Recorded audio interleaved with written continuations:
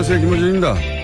오늘 있을 예정인 문재인 대통령과 시진핑 주석과의 만남을 앞두고 북한이 ICBM까지 쏜 마당에 사드 배치가 더욱 필요해졌다는 논리로 중국을 설득할 수 있지 않느냐 하는 말들이 나옵니다. 양국 이해가 첨예하게 엇갈린 외교 안보가 그렇게 간단하지가 않죠. 정반대 논리도 얼마든 가능합니다. 미국의 한반도 사드 배치 명분은 간단하죠. 주한미군과 한국을 보호하기 위해. 그런데 이런 논리는 아주 손쉽게 무너집니다. 북한 ICBM은 미국 본토에 떨어지는데 한국에 왜 포대가 필요하냐? 할 말이 없죠. 사드는 포대뿐 아니라 레이더가 중요한 거다. 이렇게 주장한다면 레이더 탐색 범위에 중국도 들어가지 않냐. 결국 중국 ICBM 탐지용 아니냐. 그렇게 영내의 전략적 균형을 무너뜨리는 장면 아니냐. 미국의 대중국 견제 전략의 일환 아니냐. 역시 맞는 말입니다. 사드 배치가 고도의 전략적, 외교적 판단의 결과로 꼭 필요하다면 좋습니다. 하지만 사드 배치 필요성을 북핵으로부터 한국을 보호하니까 이런 미국의 허술한 논리를 그대로 다시 한번 읊어주는 건 적어도 우리 언론은 더 이상 하지 말았으면 합니다. 사드로 인해 우리가 어떤 상황에 들어가는지 제대로 알고는 있어야죠. 김원준 생각이었습니다.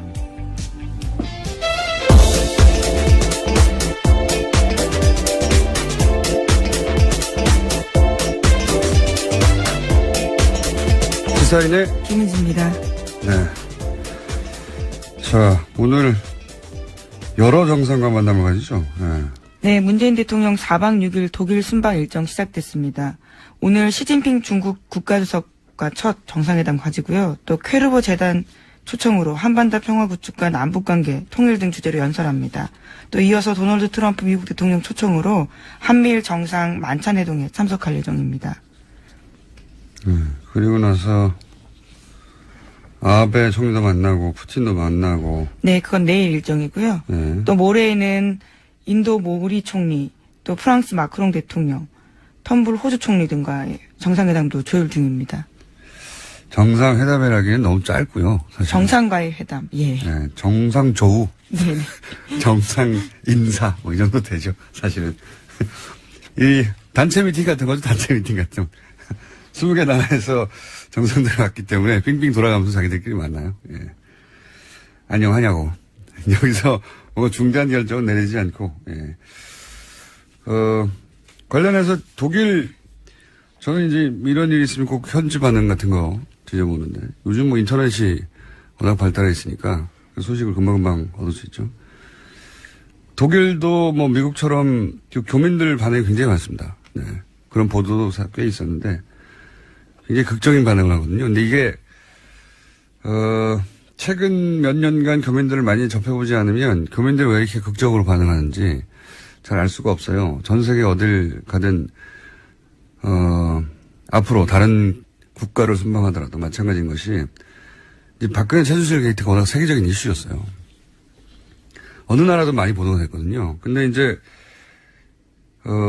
대통령이 부정 축제 스캔들에 휘말렸다. 이런 소식은 원래, 과거로부터 드물지 않은 뉴스였는데, 이 박근혜 최순실 게이트는 현대 국가에서는 워낙 있기 힘든 뉴스, 19세기 정도에 있던 사건 같은 거거든요. 무당 얘기 막 나오고, 그리고 이제 뒤에 개인이 있고, 그래서 믿을 수 없는 뉴스라 실제 교민들이 현지인들로부터 그런 질문을 많이 받았어요. 저도 최근 몇 년간 교민들을 접하면 이런 얘기를 꼭 하더라고요. 그러니까 너무 부끄럽다 그런 걸 물어보는 게. 그래서 한국인이 아닌 척 한다고. 네네. 물어볼까봐. 네, 슬픈 일이네요. 네. 네. 그러다가 이제 촛불 집회가 시작되고 또 그 과정에서 이제 연행된 사람도 한 사람도 없고. 네. 그리고 그렇게 대규모 집회가 오래 진행됐는데 이제 철저히 사법도 절차로 정권이 평화적으로 교체되고 이게 이제 우리가 생각하는 것보다 훨씬 더 놀랍다는 보도가 많이 있었고, 물론 뭐 매일매일 보도됐다는 건 아니지만, 기억에 남을 정도로 보도가 됐고, 그걸 통해서 이제 새로 대통령이 나왔던 사실 때문에, 정치적 성향은 차치하더라도 그 사실 자체에 자부심을 느끼게 된 교민들이 많아요. 네, 지난 대선 때 재외국민 투표 이례적으로 굉장히 높지 않았습니까? 그러니까요. 그런 것들만 보더라도. 그리고 원래 해외 여행만 가도 막 한국적인 걸 보면 마음이 움직이잖아요. 예, 누구나. 근데 이제 교민들은 훨씬 극적이죠. 거기 살고 있으니까. 그래서 내가 한국인이라고 다시 밝히기 시작했고 자부심을 느낀다. 라는 마음을 표현하고 싶은 겁니다. 실제로. 그래서 교민들 반응이 훨씬 진하고. 이번에 메르켈 총리 만났을 때도 문재인 대통령이 이제 메르켈 총리 끌고 교민들 밖에서 기다리고 있는데 그 문 앞, 철문 앞까지 갔다는 거 아닙니까? 독일은 네. 좀 더 특별하죠. 최순실 게이트가 한 축이기도 했었고요. 그렇죠. 예. 네. 그래서 사실은 안민석 의원이 독일 교민으로부터 도움을 많이 받았다고도 하고. 그래서 메르켈 총리하고 우리 언론에 보도된지 모르겠네요. 메르켈 총리하고 그 교민들 앞에서 기다리는 데 가가지고 막 같이 악수하고 자랑하고 싶었던 거죠. 네. 앞으로 정상회담 내용도 내용이지만 실제 현지에서 어떤 반응이 있느냐 하는 관점에서 보자면 교민들의 반응 굉장히 재밌습니다. 찾아보시면 극적이고. 자, 하여튼 정상회담까지 붙이면 거하고 정상조우들이 연달아와 있겠네요. 다음 뉴스는요? 네, 어제 북한 언론 매체들이 김정은의 반응을 보도했습니다. 자신들의 전략적 선택을 미국이 매우 불쾌했을 거다라는 식의 이야기인데요. 조선중앙TV에서는 이런 보도가 나왔습니다. 독립절에 우리에게서 받은 선물 보따리가 썩 마음에 들지 않아 할 것 같은데 앞으로 심심치 않게 크고 작은 선물 보따리들을 자주 보내주자고 호탕하게 웃었다라는 겁니다. 네. 조선중앙TV에서 이 정도 개그 코드가 들어간 건 처음 보네요. 네. 자, 북한 입장에서는 우리도 이제 미국 니은을 타격할 수 있게 됐다. 이렇게 자신감도 없고 신난다는 거겠죠. 그러니까 개그 코드가 나왔겠죠. 예, 선물 보따리를 심심치 않게 자주 보내주겠다고. 북한 입장에서는 지금 우리도 대등한 눈높이에서 니네와 협상할 수 있는 군사적 지위에 올랐다. 이런 선언인 셈인 거죠. 여기 대해서 우리도 미사일을 쐈다면서요. 네, 어제 우리 군도 동해안에서 미군과 연합훈련을 실시했습니다. 현무 EA 탄도미사일과 미 8군의 ATACMS 전술 지대지 미사일을 쐈습니다. 북한의 탄도미사일 발사에 한미가 대응한 것은 처음입니다. 탄도미사일 맞대응 훈련으로요. 제가 기억하기도 그렇습니다. 저기서 탄도미사일 쏘고 우리가 탄도미사일 쏘고 이런 건 처음이네요. 네. 이게 굉장히 그 야당의 논평을 머쓱하게 만들었어요. 자유한국당에서는 NSC만 소집하고 있냐라고 했는데 이런 게 나왔고. 네, 문재인 대통령이 직접 지시했습니다. 그랬겠죠. 누가 지시했겠습니까? 네. 바른당에서도 이제 사드 배치가 지연돼서 북한이 ICBM을 쐈다는 식의 논평도 냈는데 좀 머쓱하게 됐고, 예. 사실 ICBM, 이게 좀 아이러니예요. ICBM을 쏘면서 북한이 사드를 배치해야 된다고 하는 논리가 굉장히 약해져 버렸어요. ICBM은 사드로 막을 수 있는 게 아니거든요. 지금까지, ICBM을, 그러니까 북핵 때문에 사드 배치가 꼭 필요하고, 그리고, 한국을 보호하기 위해서 사드 배치가 필요하다. 주한미군과. 미사일은 미국으로 날아가는데, 한국의 포대가 여기 있으면 뭐합니까? 네. 아이러니가, 북한이 ICBM을 쏴버려서 사드 배치의 명분을 내세우기가 더 약해져 버린 그런 아이러니가 있습니다. 사드 배치하고 ICBM은 상관이 없어요. 예. 미국의 본토에서도 ICBM을 막는 건 사드가 아니에요. 다른 무기 체계지요. 이건 이제 뭐라고 말할까요? 사드가 왜 필요한지에 대한 설득 논리로. 오히려 이 사드의 레이더의 탐지 범위에 중국의 ICBM은 걸려요. 그게 중국의 주장이기도 하고. 예. 그래서 중국이 지금 미국이 중국 ICBM 발사를 조기 탐지하기 위해서 이러는 거 아니냐 이런 주장을 하고 있죠. 예. 그래서 중국 ICBM의 격추 확률을 높이기 위한 장비이고, 그렇게 되면은 이 영내에서 전략적 균형을 맞추고 있다가 중국 쪽이 굉장히 불리해지는 거 아니냐. 뭐 이런 반발입니다, 중국 쪽에서는. 자, 그건 다음 기회에 다루기로 하고요. 다음 순요.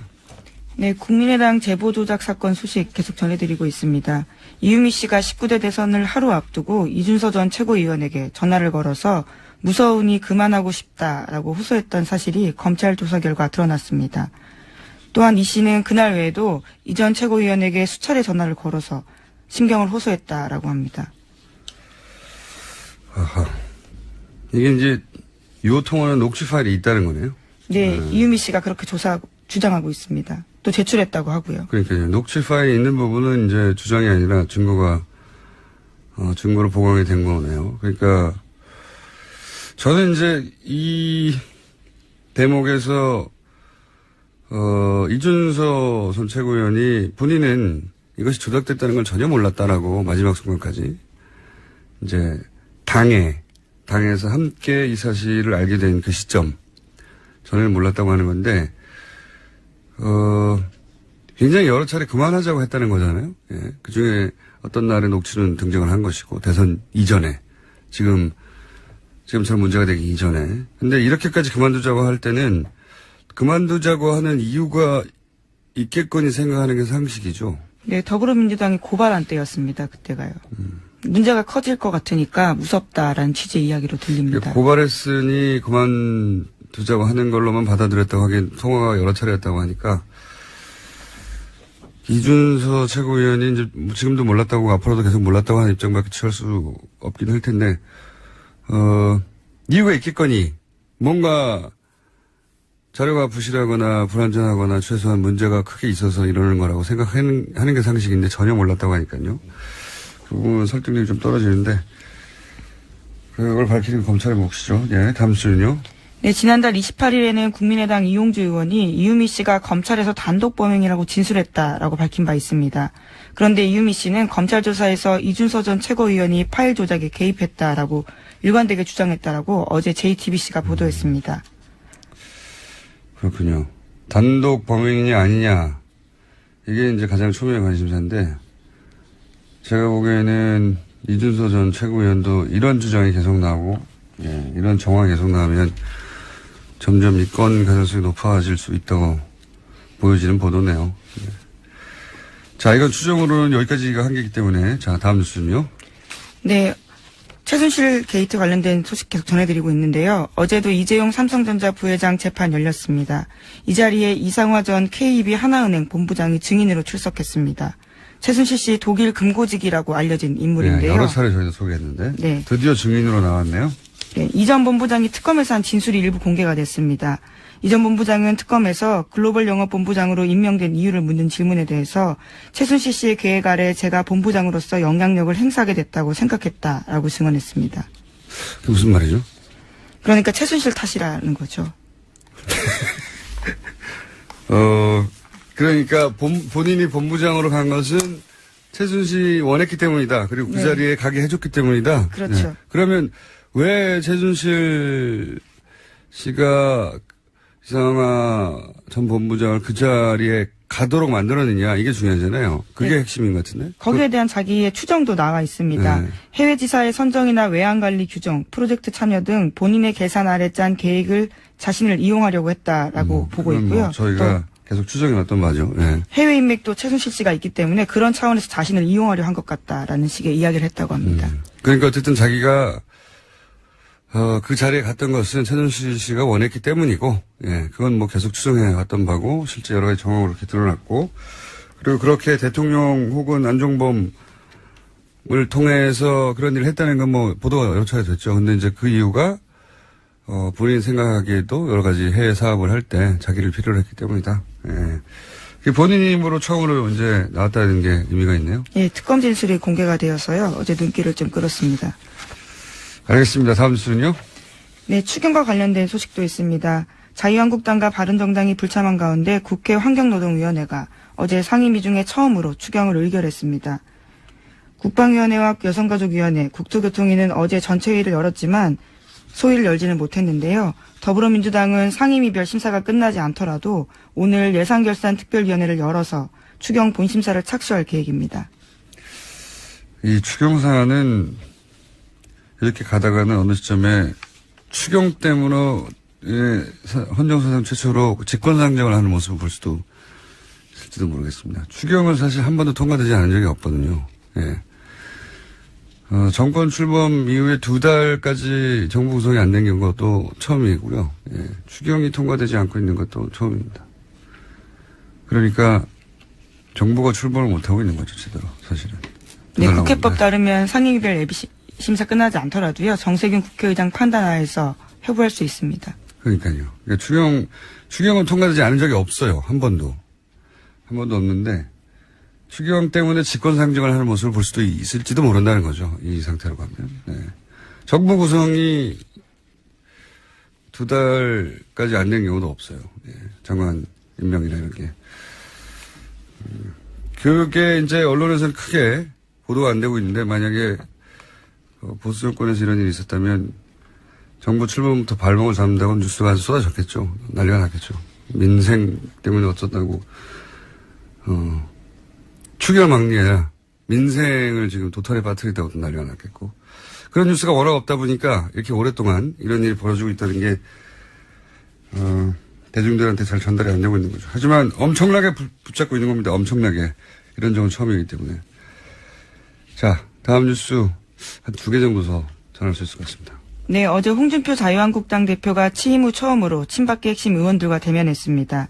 그 자리에서 홍문정 의원은 이런 말을 했는데요. 우리가 전국 정당으로 거듭나려는 상황에서 그런 배려가 좀 있었으면 좀 좋지 않았을까. 호남이 됐든지라는 이야기를 했는데 홍준표 대표가 자신의 측근이자 부산 출신인 이종혁 전 의원을 최고위원에 임명한 것에 대해서 비판한 겁니다. 또 최경환 의원도 이렇게 말했는데요. 지금은 우리 당이 젊은이로부터 외면당하고 있기 때문에 가칭 영라이트 운동이라도 벌여야 하는 거 아닌가라고 말했습니다. 뉴라이트가 아니라 영라이트. 그러니까 홍 대표가 측근 부산 출신을 임명하자 최고위원회 전국 정당으로 거듭내려는데 부산 출신을 또 경영하면 어떡하냐. 네. 백혜 출신을. 최경환 의원은 의원 확정을 위해서 젊은층을 사로잡아야 되는데 영라이트 운동을 하자. 말은 맞는 말이에요. 예. 다만 이 말을 홍문정 의원과 최경환 의원이 할 말이냐. 네. 본인들 때문에 영라이트가 안 되고 있는 거 아닐까요? 네, 최경환 의원 같은 경우에는 현재 중소기업진흥공단이라는 곳에 채용에 개입했다는 혐의로 재판받고 있는 중이거든요.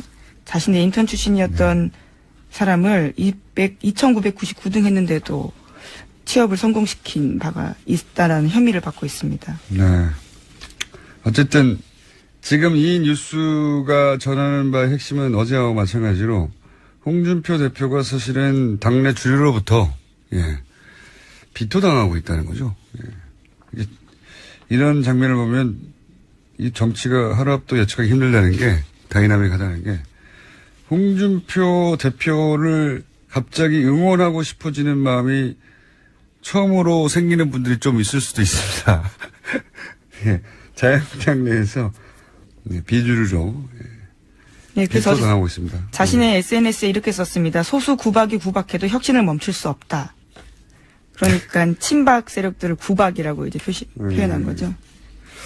알겠습니다. 이 싸움은 뭐 금방 끝날 것 같지는 않고 그래서 원내대표와 대표가 서로 전혀 다른 말을 하고 대표가 이런 말을 하면 원내대표가 뒤집고 정우택 원내대표가요. 원내대표가 뒤집을 뿐만 아니라 인터뷰를 해서 대표가 지금 뭘 모르고 있다는 공개적인 자기들끼리 싸우는 게 아니라 여론전도 하고 있는 겁니다. 예.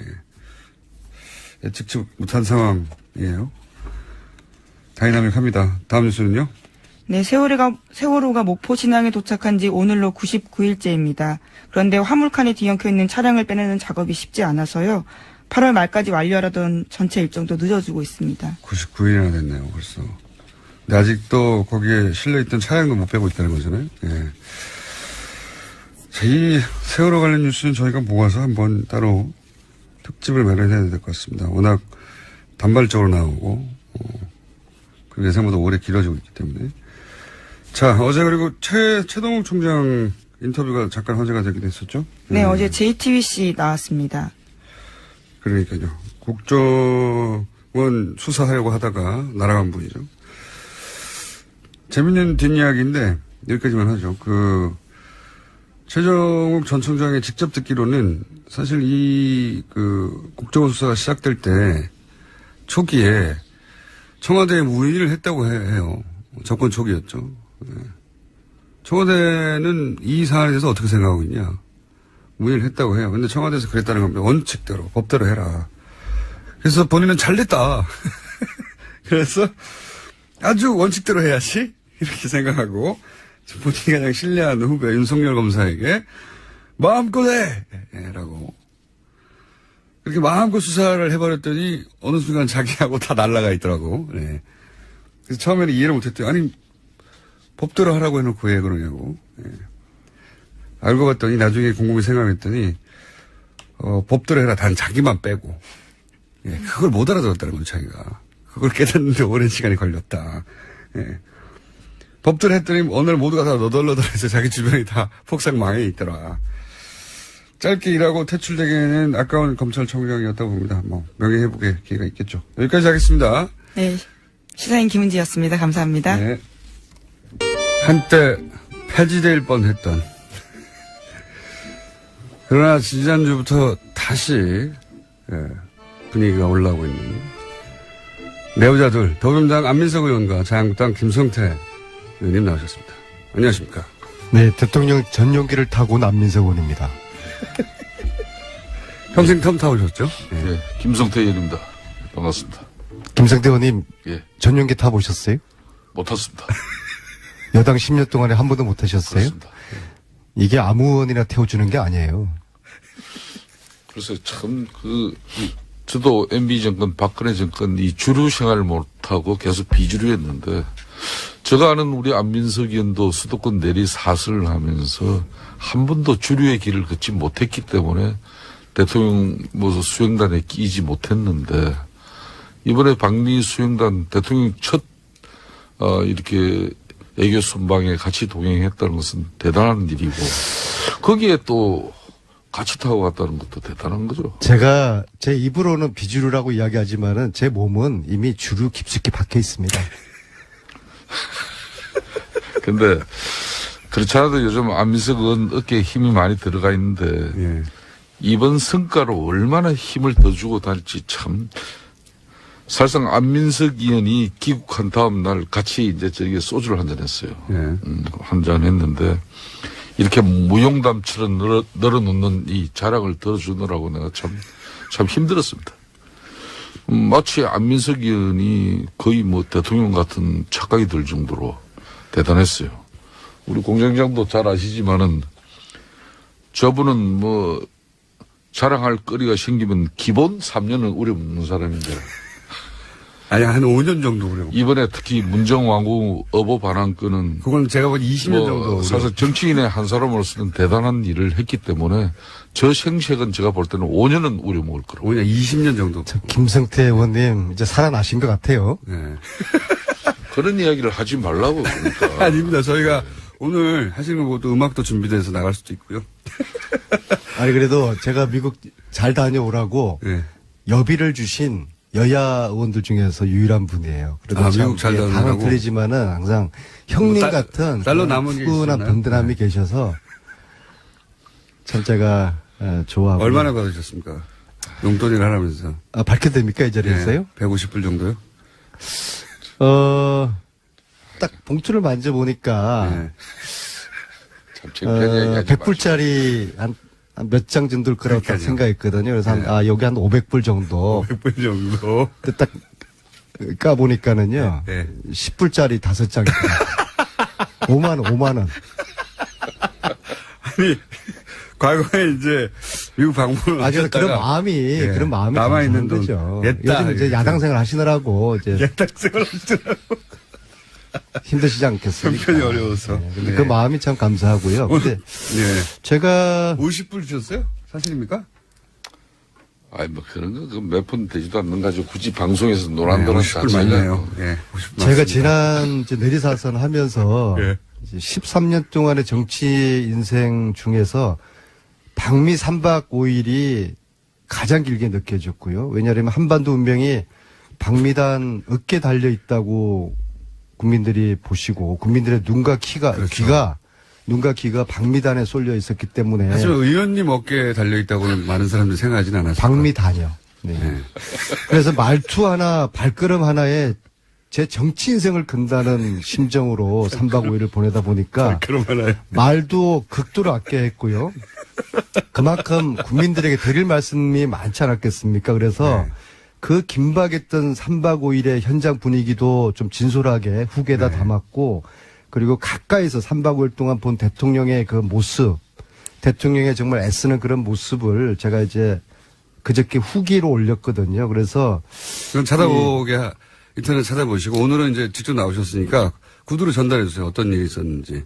기억에 남는 인상적인 장면들. 예. 제가 이제 제 홈페이지에 올린 글을 보시고서 보신 분들 글이 참 이렇게 재미있고 쫀득쫀득하다라고 좀 뭐 책 광고로 가칭하시는 이어 가시려고 그러는 거죠, 지금? 아닙니다. 특히 저는 주목을 했던 게 그 미국 의회를 방문했던 그 2시간 동안의 긴박했던 그 순간. 국내에서도 화제가 되긴 했는데, 근데 국내 기자들 누구도 그 자리에 계속 앉아서 내용을 듣지 못했기 때문에 그 상하원 지도자들이 한 자리에 모이는 게 어려운 일이다. 그리고 생각보다 굉장히 길고 그 밀도 있는 대화가 오갔다. 여기까지는 전달이 됐어요. 근데 그 내용이 그 내용을 저도 과연 기자가 배석되지 않은 가운데 상하원 의원 약 20여 분과 안민석 의원, 김경수 의원, 정치인에서는 딱 두 사람밖에 없었고. 네. 물론 애교부 공무원들도 좀 일부 외교부 강경화 장관하고요. 한 분인가 뭐 있었다. 안보실장, 정치실장 네. 그리고 박수현 대변인, 김경수 의원이었는데요. 네. 나머지 분들은 네. 영어를 잘 못 알아들으시고. 그러니까 참 굳이 저 이야기를 안 해도 이제 되는데. 김경수 영어를 잘 알아들으시는 그 정책실장, 정책실장께서는 이제 와튼 스쿨 나오신 분이고요. 네. 그 다음에 안보실장 외교관 출신에게 영어 잘하시고 강경화 장관이 영어 완벽하시고요. 근데 이분들은 이런 좀 내부의 그 뜨끈한 그런 핫한 이야기들을 전달을 못 하시잖아요. 그건 대통령이 할 말이니까요. 그렇죠. 네. 그리고 김경수 의원하고 또 박수현 대변인은 좀 영어가 잘 안 되시니까 자꾸 저한테 옆에서 물어보고 무슨 말인지. 예? 근데 이제 제가 전체적으로 여기서 좀 끌어줘야 돼요. 김경수 의원에게 직접 물어보긴 하겠습니다. 그러니까 영어가 짧아서 물어봤는데. 근데 그리고 또 그분들 입장이 뭐 저처럼 좀 자유롭지 못하잖아요. 예, 그래서 제가 좀 후기를 통해서. 근데 의원님이 그 자리에서 발언한 건 한마디도 없죠? 아니, 이렇게 됐죠. 아니, 그런 이야기들을 제가 이 자리에서 이야기를 세세하게는 못해요. 전반적인 분위기만 저는 전달을. 제가 궁금한 건 의원님이 한마디라도 하셨냐 이거죠? 그러니까 그런 이야기를 한마디도 안 할 하신 수가 걸로. 없죠. 제가 이 자리에서. 제가 어떤. 당연히 대통령한테 물어봤으니까. 그 자리에서 저희 역할이 뭐였고. 근데 저기서 이제 언외교란 게 발휘된 거예요. 언외교인데 미국의 상원 하원 의원들도 한국 대통령이나 한국 외교부 장관이나 청와대 안보정책실장하고는 이야기가 흉금없이 안 돼요. 근데 참 이게 가부 마음은 호라비 갈고 호라비 마음은 가부한다고 같은 의원들끼리는 좀 쉽게 소통이 될 수 있는. 그렇게 상상을 할 수 있는. 아닙니다. 상상이 아니고 그게. 안민석 의원한테 실제적으로 물어봤다. 그게 이제. 의원님. 이제 아까 이 김경수 의원은 초선이고 쉽게 말하면. 영어 사람에서. 이런 역량도 있어야 되고 상당한 무게도 있어야 되고 그런 걸 자기가 다 했다는 거예요. 결론은. 본인이 다 했는 거예요. 특별 수행은 해보셨어요? 제가. 전용기 타보셨어요? 전용기는 안 타치도만 나도 대통령 특보로, 예? 저도 이스라엘도 갔다 오고 콜롬비아도 저도 갔다 오고. 이스라엘, 콜롬비아하고 미국하고 이게 질적으로 수준이 틀린데 그렇게. 예? 글쎄, 뭐, 지질적으로 수준이 틀리게 모르겠고요. 예. 뭐, 늘 미국 패권주의에 대해서 이렇게 비판하시더니 언제부터 그렇게 또 친미주의자가 됐어요? 특히 이번에.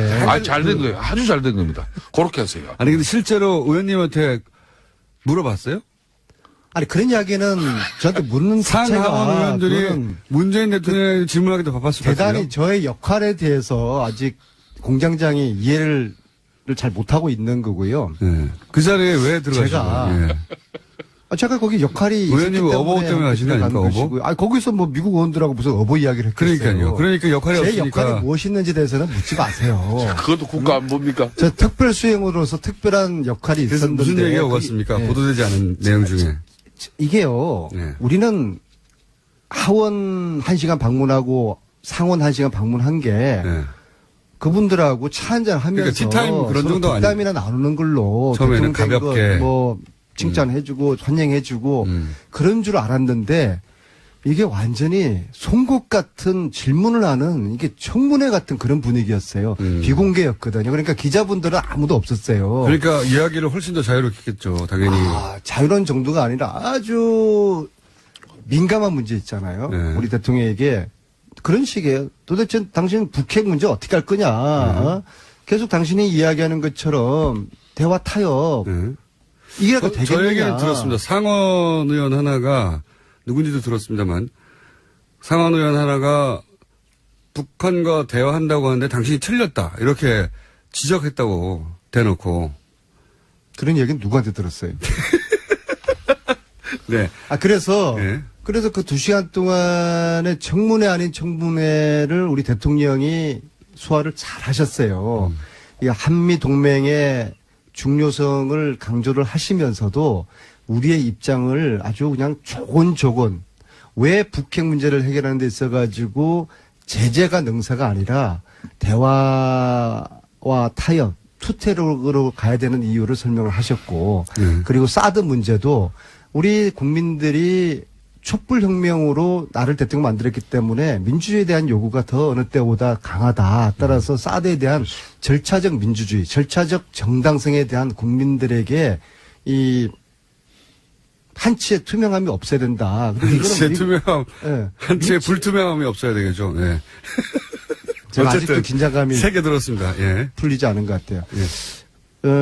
이것이 미국 민주주의, 당신들이 이 시간 미국의 민주주의, 당신들도 이것을 오히려 민주주의 요체가 그거 아니냐? 네. 원하고 격려해줘야 되는 거 아니냐? 오히려 기다려달라. 단 내가 이렇게 절차적 정당성을 이야기하면서 환경평가를 하고 있는 것이 사드를 취소하겠다는 그런 꼼수 부리는 거 아니다. 그런 정말 자신의 이야기를 또 당당하게 하시면서 그래서 그 2시간 동안에 마치 그분들 입장에서 미국 하원 상원 의원들 입장에서는 새로 당선된 문재인이라는 사람이 어떤 사람이 이렇게 또 호기심도 있고 궁금하고 소위 말해서 간도 보고 싶어 하지 않았습니까? 그렇겠죠. 그래서 그러한 2시간 동안에 청문회는 청문회를 대통령께서 당당하게 정말 흔들림 없이 한치의 실수 없이 그거를 이제 잘 소화를 그 해내신 청문회를 잘 통과한 저는 그런 그런 느낌이었다고 봅니다. 자랑스러운 대한민국의 대통령. 그리고 한편으로 이 자리에 이명박 대통령이 이런 청문회를 당했으면 또 박근혜 자체는 하지도 않았겠지만요. 지난 9년 동안에 미 의회를 방문한 대통령이 우리나라 박근혜, 이명박 아무도 방문을 하지 않았어요. 그래서 그렇게 또 연상도 되면서 상하원 연설을 한 적은 있는데요. 이런 소위 면접을 한 적은 없어요. 그걸 정확하게 전달해 줘야죠. 네. 대통령이 미국에 방문할 때 국빈 방문인데면은 상하원에서 연설을 하게 됩니다. 예. 이번에는 아시다시피 국빈 방문은 실무 안 되었죠. 연설이라는 거야. 네. 뭐 주어진 온거 가지고. 그렇지만은 상하원 의원들 약 20여 분을 이렇게 모시고 그들이 궁금해하고 그런 건 처음이에요. 의혹을 가진 이런 부분은 이번에 처음이죠. 미 의회에서 일문일답을 2시간 동안 즉흥적으로 질문을 받아서 대답을 하고 또 이것을 무난하게 소화를 해낸 대한민국 대통령이 저는 참으로 자랑스러웠고요. 그다음에 그 옆에서 보시니까 내가 저 자리에 있었으면 내가 저런 대답을 할 수 없었을 텐데 이런 생각을 하셨습니까? 저는 뭐 발끝에도 못 돌아가고요. 트럼프 입장에서는 저는 우리 대통령에 대한 예우를 잘 해줬다고 봐요. 왜냐하면은 영빈관에서 3박을 하셨거든요. 이례적인 일이에요. 영빈관은 이틀밖에 의례적으로 내주지를 않아요. 그 다음날 비었나 보죠, 뭐. 근데 참, 청와대 지금 홍보실 청와대 대변인이 청와대 국민소통 수석이 지금 대통령의 그런 방미 행적이나 또 활동상에 대해서 온 국민들에게 너무나 잘 이렇게 언론 지상 매스컴을 통해서 알리고 있는데 굳이 안민석 의원까지 사선위원회 되고 지금까지 무줄도사로 유명하신 분이 그렇게 너무 좀 심하게 말은 비주류, 몸은 주류 핵심. 그렇지만은 이제 사실상 근데 그 자리에 있었던 사람은 없었기 때문에 이번에 대통령 여야 그러니까 그 상하원 미팅은 처음 유일하게 유의하게 의원 중에는 그래서 지금 뭐 혹이지만은 그 분위기를 안민석 의원이 다 파악을 했다는 거예요. 그래서 그 상당히 그래도 제 입이 근질근질해요. 더 드리고 싶은 말씀이 다 지나갔는데요. 뭐 핫한 이야기들 참 많은데 핫한 이야기. 그럼 하나만 더 해봐 주세요. 핫한 이야기. 뭔가 이제 보도가 되지는 않았는데 그때 당시 이런 일이 있었고 그 굉장히 인상적이었고 재밌었다 혹은 뭐 감동적이었다 혹은 뭐 당황했다 뭐 이런 거 있지 않습니까? 제가 김어준 공장장을 알고 연구한 지가 10년이 됐는데 이런 그 미끼에 제가 넘어가지를 않고요. 잘 넘어가시죠. 단 한 가지만 제가 말씀드릴게요. 하원은 9명 1대 9의 그런 청문회가 있었고요. 상원은 11대 1이었어요. 11대 1. 그래서 1시간씩. 주요 인사들이 다 왔다는 건지. 그럼요. 뭐 원내대표들, 국방위원장, 외교위원장 다 오고요. 그런 사람들이 한 자리에 모이기는 힘든다는 얘기까지 들었고요. 그런데 그러니까 하원, 상원 따로따로였어요. 김수태 의원은 그 자리에 안 계셔서 자꾸 이게 한 자리에 있었던 걸로 혼동하시는데 자, 하원은 그래도 예의를 깍딱이 갖춰 주었어요. 왜냐하면 처음부터 끝까지 1시간 동안 9명이 저는 그 자리에서 정중하게 우리 대통령과 질의응답을 나눴고요. 상원 이 11분은요. 끝날 때쯤 되니까 4명밖에 안 남아있더라고요. 얘기하다가. 사실 좀 제가 기분이 좀 불편했습니다. 뭐 중간에도 왔다리 갔다리 하고 끝났는데 만약에 트럼프 대통령이 우리 국회에 왔는데 끝날 때쯤 돼가지고 앉아있던 의원들이 절반이 자리를 떴다. 이게 상상할 수가 없는 거죠. 그래서 이게 정말 우리 힘없는 나라의 참 서러움. 근데 그게 제가 알기로는 시간 조정을 우리가 그렇게 억지로 했다고 들었어요. 자, 11시 45분까지였어요. 11시 45분까지 예정됐는데 한 10분 정도가 오바됐습니다. 자, 다시 역지사지로 트럼프가 왔는데 트럼프하고 우리 국회의원하고 저하고 김수태 의원을 만났는데 예정된 시간보다 10분이 늦었다. 그런다고 우리가 다른 약속 있다고 가겠습니까? 1시간이 늦어도 우리는 앉아있어야 되는 거죠. 우리 정서는 우리가 힘을 그런데 빌려야 되겠다. 거기는 시간 우리 정서는 그런데 거기는 또 그렇지 않은 차이가 있는 거죠. 왜 미국의 입장에서 그들을 이해를 하세요? 그러니까 우리의 입장에서 그들을 바라보는 또 한 가지 더 우리의 중요한 것은 자존이 중요한 것이죠. 대통령이 이제 이번에 트럼프를 만나고 특히 미국의 상하 의원들을 만나면서 한미 동맹이 갖는 그런 무게감이나 또 북핵을 비롯한 이런 안보 위협의 이중함을 그런 걸 생각했을 때 이번 방미는 사실상 대통령이 미국 순방길 오르기 전에는 상당히 위험했어요. 이게 제대로 되겠냐 하는 정도까지.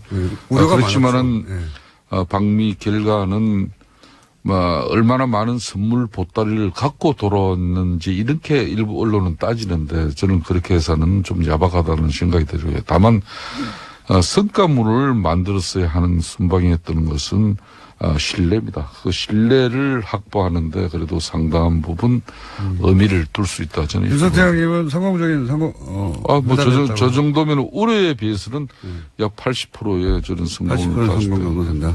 첫술에 배부르겠습니까? 이번은 무엇보다도 두 정상이 만나서 한미 동맹의 중요성을 확인을 하고 두 분 간의 기본적인 신뢰관계에 초석을 놨고. 근데 제가 궁금한 거는 상원 의원 중에 한 사람이 대놓고 당신 잘못 생각한 거라고 남북대화를 한다는 것은 이렇게 잘못 생각한 거 아닙니까? 라고 질문한 게 아니라 잘못 생각했다고 단정하고 대화를 시작한 의원이 있었다고 하고 거기에 대해서 그 문재인 대통령이 반박을 또 했다고 하는데 그건 공개하실 수 없어요?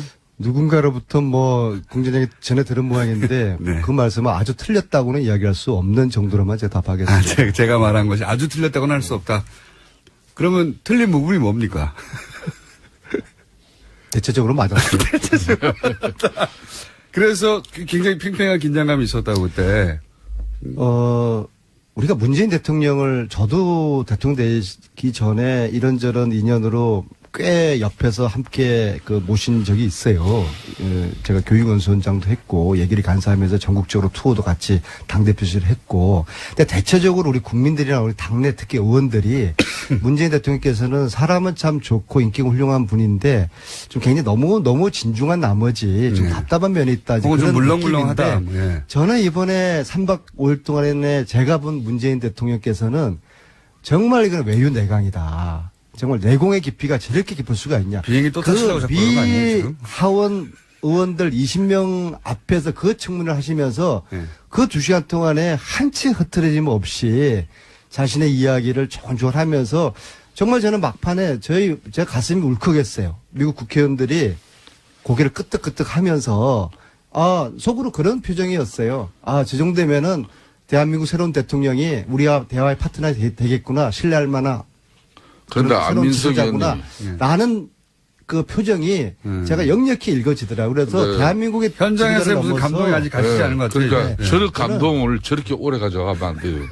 제가 이런 지금은 사람이 아니지 않습니까? 박미 제가 얼마나 깎은 성과를 사람인데. 이렇게 자아자찬하고 있을 때가 아니에요. 우리가 박미 성과로 주도권을 찾았다고 그렇게 말씀을 했지 않습니까? 그런데 그렇게 우리가 주도권을 찾고 남북 관계에서 특히 우리 정부가 주도권을 찾았는데 그런 축배를 들고 있는 사이에 당장 지금 북한은 ICBM 쏘아 올렸지 않습니까? 어제 문재인 대통령이 한미연합에 북한을 살상 공격을 저지할 수 있는 미사일 훈련 시킨 거 이거는 정말 잘한 거예요. 이렇게 계속 미국 갔다 와서 그 분위기에 지금 젖어 있을 때가 아니에요. 상황은 하루 1분 1초가 달라져 가고 있는데 거기에 맞는 이야기를 해야지. 왜 안민석 의원님은 말이에요. 오늘 그냥 미국의 대통령 순방길에 이미 그거는 일주일 전에 상황이 돼버린 걸 워낙 가지고. 처음 갔다 온 거고요. 참 옛날에는 안 저랬었는데. 안 저랬었는데. 지금 거의 좋은 일만 있습니까? 한편으로는 FTA 재협상이나 또 방위비 분담 정대 압박이라든지 이런 부담을 크게 안고 온 것도 있잖아요. 이런 이야기도 또 솔직하게 이야기를 할 건 하면서 그래도 미국의 상하원 의원들 문재인 대통령에 대한 어떤 불신과 의혹을 해소하는 데는 상당히 이번에 큰 역할이 이루어졌다. 그게 안민석 의원의 역할의 상당한 부분이지 않습니까? 과유불급 명심하겠습니다. 그렇게 돼야죠. 저는 안철수 같은 분하고 틀려요. 제가 부족하거나 잘못한 거 있으면 과감히 인정하니까는요. 아니, 안철수 그분은. 에서도 항의 들어올 것 같기 때문에. 골든타임을 놓쳐버렸어요. 정치는. 사과의 타이밍이 정치는 타이밍의 예술이에요. 자, 그 부분을 거기까지만 하시고요. 왜냐하면 제가 오늘 김성태 의원님에게도 여쭤볼 게 있습니다. 홍준표 대표하고, 정우택 원내대표가 왜 이렇게 싸웁니까? 누가 오른 거죠?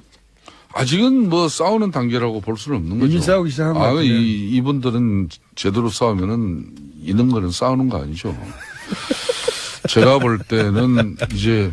누구 말이 옳습니까? 어쨌든 지금 막 붙었잖아요. 홍준표 대표가 이렇게 하자고 지금 여당 하는 거 좀 도와준 다음에 봐가면서 공격하자고 했는데, 아니다. 정우택 대표는 지금 홍준표 대표가 당내 분위기를 잘 모른다.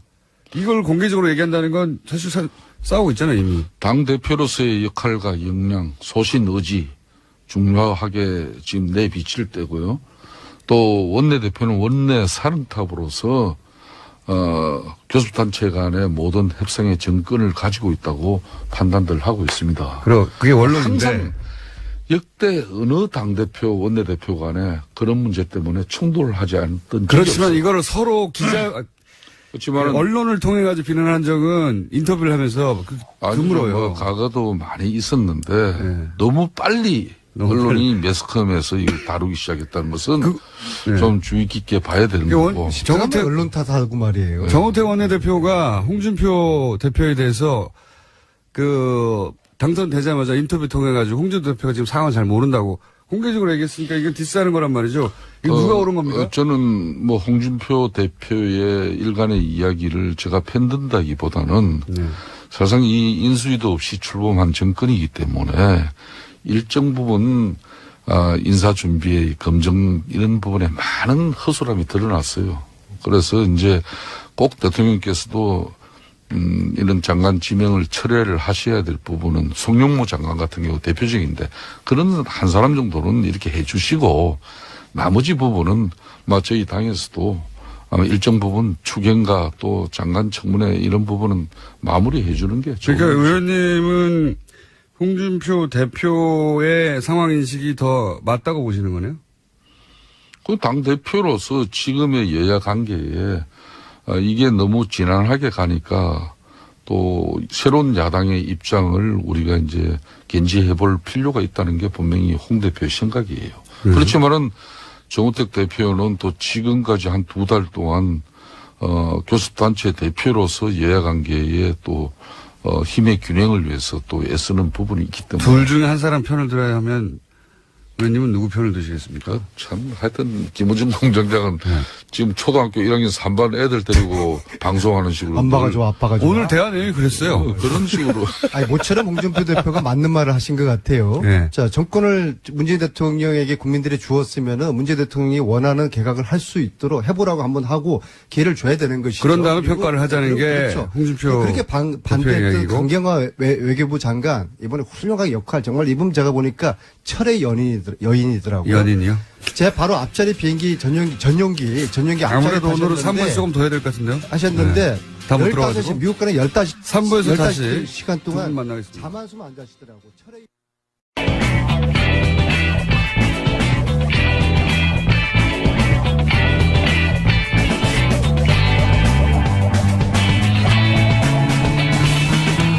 김어준의 뉴스공장. 네, 내부자들이 마무리가 안 돼도 항상 끝내왔는데, 네, 오늘은 두 분 다 꼭 했어야 하는 얘기를 못 했다고 해서 3분만 드리고, 내부자들을 잠시 이어가겠습니다. 안민석 의원님과 김성태 의원님. 김성태 의원님이 이야기를 하시다가 중요한 이야기인데 마무리 못 했다고, 제가 마지막 질문은 홍준표 대표와 정우택 원내대표 간에 좀 갈등이 있는 것 같은데, 이거 어떻게 정리해야 되냐고. 예.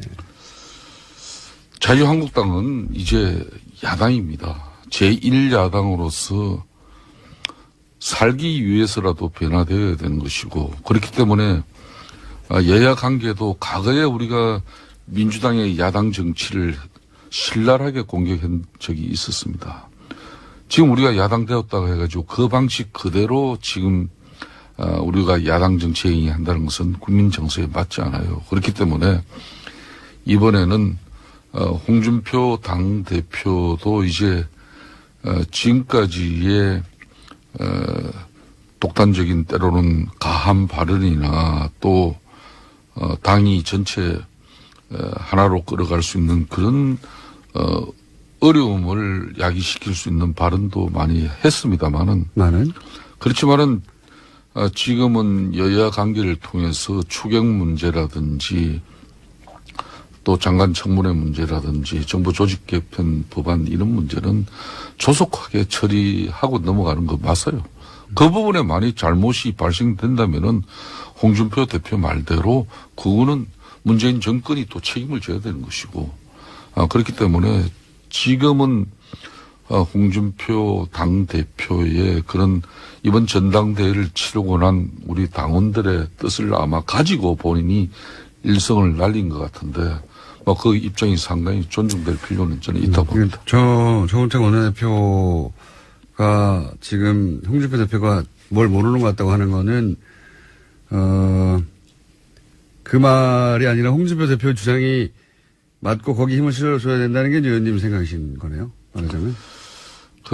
아무래도 이제 당대표와 원내대표 간에 특히 홍준표 대표는 원외입니다. 지금 현역 그렇죠. 의원이 아니에요. 네. 현역 의원도 아닌 상태에서 당대표를 맡고 있기 때문에 특히 원내에서 교섭단체 간에 지금 현재 협상이 잘 이루어지지 않고 국회 의사 일정이 제대로 굴러가지 않고 국회에 또 이렇게 넘어온 의사 일정들이 해소가 되지 않고 있죠. 이 부분에 대해서는 그래도 정우택 대표가 잘 알고 있습니다만은 그래도 전당대회를 치르면서 국민들과 당원들의 뜻을 가장 근접하게 받은 사람의 뜻이 홍준표 대표의 뜻이니까 예. 당분간은 이분의 뜻을 존중하는 것도 우리 당이 크게 발전하는데 도움이 되리라고 김성태 의원님의 저 말씀 굉장히 중요하고 의미심장한 이야기인데요. 제가 볼 때는 정우택 원내대표는 친박을 향한 정치를 하는 것이고요. 지금 홍준표 당대표가 말씀하시는 거는 국민들을 향한 지금 정치를 하고 있다 저는 봐요. 그래서 지금 김성태 의원님이 결국에는 홍준표 당대표의 손을 들어준 거거든요. 그래서 지금 정치적으로 중간 지대에 있는 김성태 의원님 또 야당의 아주 핵심 중진이지 않습니까? 지금 뭐 그동안 오갈 데 없이 그런 시선이 됐지만요. 근데 지금 시점에서 홍준표 당대표의 손을 들어준 김성태 의원님의 저 판단은 저는 굉장히 정확한 그리고 앞으로도 후회 없을 그런 판단이라고 보고요. 이왕이면은 권력 있는데 권력 있는데 줄을 서세요. 아니 뭐 홍준표 대표가 무슨 권력입니까?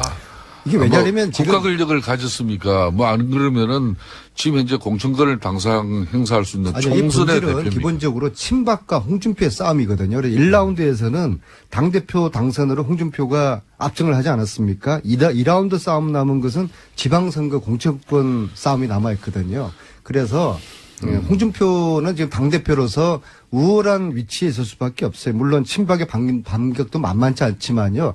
국민들의 이미 친박을 거의 내팽개친 그런 상태지 않습니까? 그래서 가능하면 홍준표 대표가 국민 쪽으로 지금 이동하고 있는 모습은 오히려 저희 여당으로서도 좀 김성태 의원님은 좀 바람직한 1년 거죠. 후에 지방선거를 바라보고 당권 인인 쪽으로 줄을 서야 한다는 거죠? 저는 지금 뭐 그 무줄도사께서 좀 웬 뜬금없는 말씀이시고 자유한국당이 아직 야당으로서의 준비나 자세가 덜 됐어요. 더군다나 야당은 사실상 국민의 지지를 묻고 사는 정당입니다. 지금 국민의 지지와 국민의 신뢰가 존재하지 않는 그런 정당에서 아직 야당이 야당답게 제대로 역할을 하려면은 국민적 지지를 신뢰를 이끌어내야 돼요. 그렇지만은 한마디로 오늘 아침에 김성태, 홍준표 당대표 손들어주다 그거 아닙니까? 그렇죠. 그런데 지금 자유한국당의 현실은 제목이 나왔으니까 이제 끝내줘야죠. 뭐 그래서 우리가 지금 현재 최소한의 어떤 견제와 비판의 역할도 국민들을 대표해서 대신해서 할 수 없는 상태에서 우리가 선택과 집중을 한다면은 무조건적인 반대는 국민의 뜻이 아니다. 그렇기 때문에 제1야당으로서 비록 민주당의 일인 과거에 볼썽사로운 이런 정치 행태를 우리가 답습할 필요는 없다고 봐요. 그래서 홍준표 맞고 정우택 틀리다 그거 아닙니까? 이번 측면에서는 홍준표는 가장 뜨끈뜨끈하게 국민의 뜻을 대변했다고 봅니다. 해방 이후 처음으로 홍준표 대표가 제대로 된 지금 판단하고 있는 것 같아요. 지금 안민석 의원 뭐 오늘 정도 절하하고 아마 다음 방송부터는 또 홍준표 대표에 대해서 아마 신랄한 공격이 더 바로 이어질 겁니다. 앞으로 지켜봐야죠. 알겠습니다. 김성태, 홍준표 줄서다라고 제목을 정하고. 그렇게 또 이 방송의 문제가 이거예요. 더불어민주당의 안민석 의원 그리고 빨리 마칩시다. 자유한국당의 김성태 의원이었습니다. 감사합니다. 그렇게 방송을 마무리하면 안 되는데. 100명이 넘는 전국 언론학자들이 KBS, MBC 사장 퇴진과 해직 언론인 복직을 요구하는 성명을 냈습니다. 네. 언론학자들이 이런 성명을 내는 것은 집단행동에 나서는 것은 이례적인 일인데 이 성명을 주도한 한국예술종합학교 전규찬 교수님 스튜디오에 직접 모셨습니다. 안녕하십니까 교수님. 네, 안녕하십니까. 교수님의 복장으로 굉장히 프리한 복장으로 하고 있습니다. 네. 저희 학교에서는 이렇게 입어야지만 학생들이 교수로 이렇게 알고요. 만약에 넥타이를 메고 다니면 혹시 바깥에서 들어온 이상한 사람으로 봅니다. 넥타이까지는 아니시라도 어쨌든 마실 나가는 정도의 복장으로 방송국에 나오셨습니다. 자,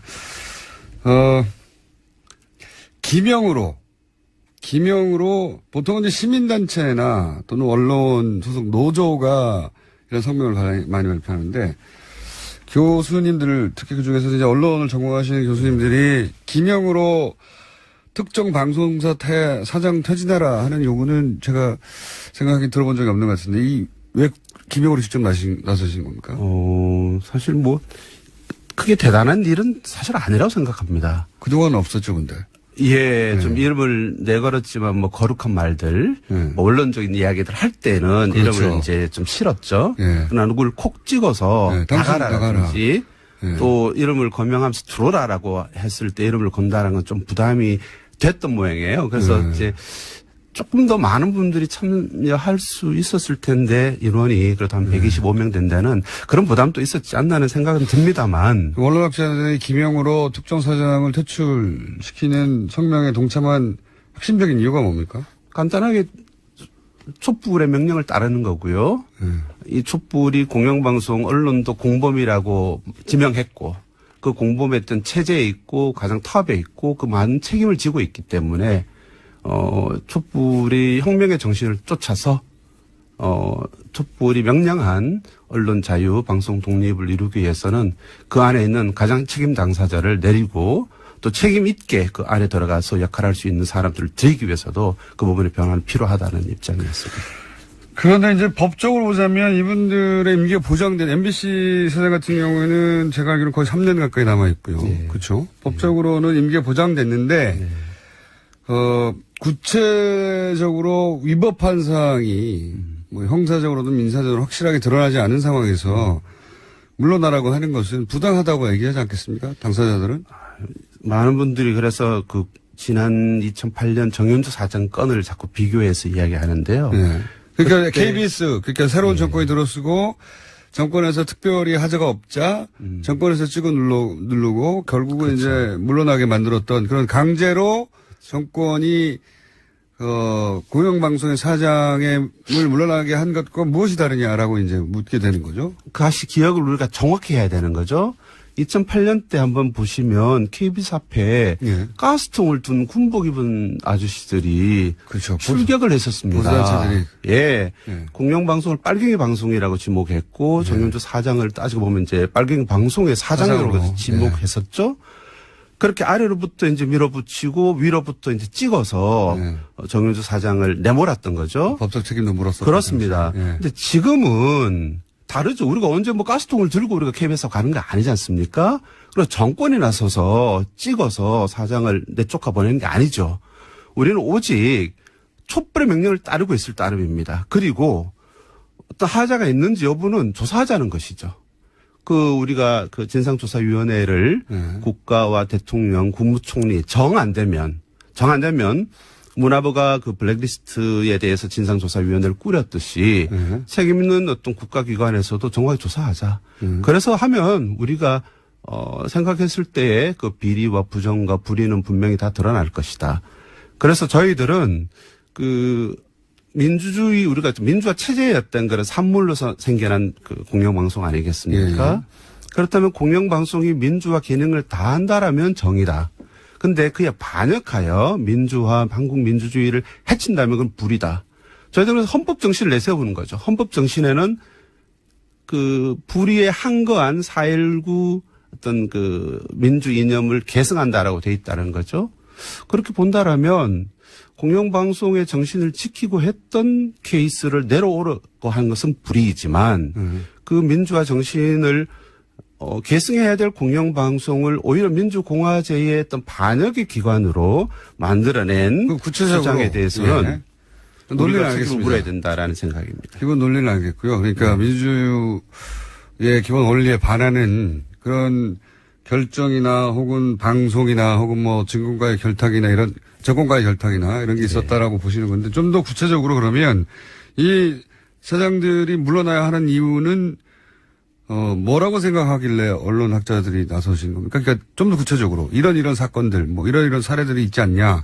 왜냐하면 지금 위원회를 뭐 조사회를 발족시켜서 조사하자고 하는 거는 선우가 바뀌었다고 주장할 수 있는 게 문제가 있어서 불법이고 또는 뭐 대단히 위법하고 혹은 뭐 부당하여서 사례가 밝혀졌기 때문에 물러가야 하고 그 디테일한 조사는 추가적으로 뭐 법정에서 밝히든 조사에서 밝히자 하면 되는데 지금은 조사위를 한번 가동한 다음에 그런 게 밝혀지면이라고 하면 선우가 틀렸지 않습니까? 근데 만약에 그렇다면 세월의 경우는 어땠었을까요? 세월의 경우도 똑같지 않았나요? 국가가 모든 것들을 감추고 드러내지 않아서 많은 의혹과 의문이 제기가 됐고 그 유감이 촛불로 폭발해서 그 상세한 내용들을 알아보자라고 하는 그러니까 국가의 책임 있는 태도가 이제 나타나기 시작한 거죠. 그러니까 이명박 박근혜 정권 동안에 야 근데 국정원이 어떻게 공영방송 탄압에 개입했는지 우리가 어떻게 합니까? 사장이 어떤 명목으로 블랙리스트를 만들어서 출연진 금지를 시켰는지 우리는 사실 모르는 거죠. 그러나 사실은 있었던 거죠.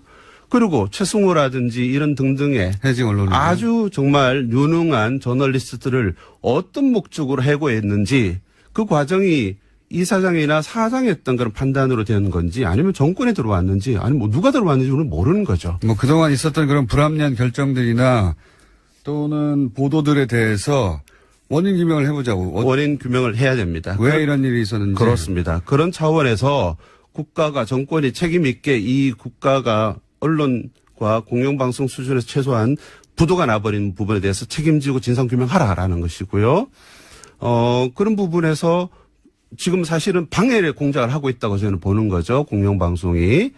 그런 점에서 공영방송이 제대로 이런 부분에서 어떤 규명이라든지 진실의 보도가 가능한 수준으로 하기 위해서도 책임 있는 당사자는 그 언론의 공론의 장으로부터 후퇴하는 게 맞다. 저희들은 그렇게 요구를 하고 명령을 하는 겁니다.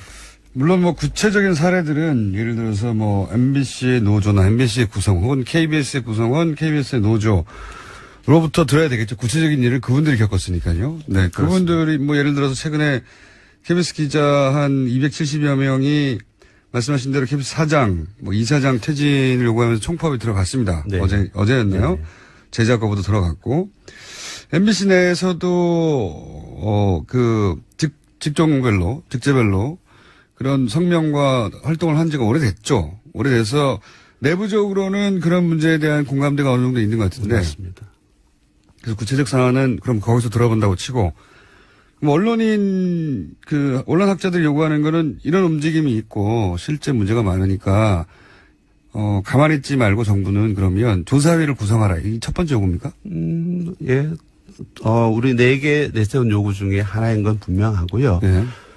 이 싸움을 언론사 공영방송 내에 있는 사람들에게 국한시키거나 그렇게 전부 다 맡기지 않겠다라는 단호한 결심입니다. 그러니까 그들끼리만 싸우고 잘 안 알려주고 있는데. 현재는 고립되어 있는 거죠. 밖에 있는 같은 영역의 전문가인 우리가 네. 좀 더 자유로운 우리가 이분들을 도와줘야 되겠다. 아닙니다. 아닙니까?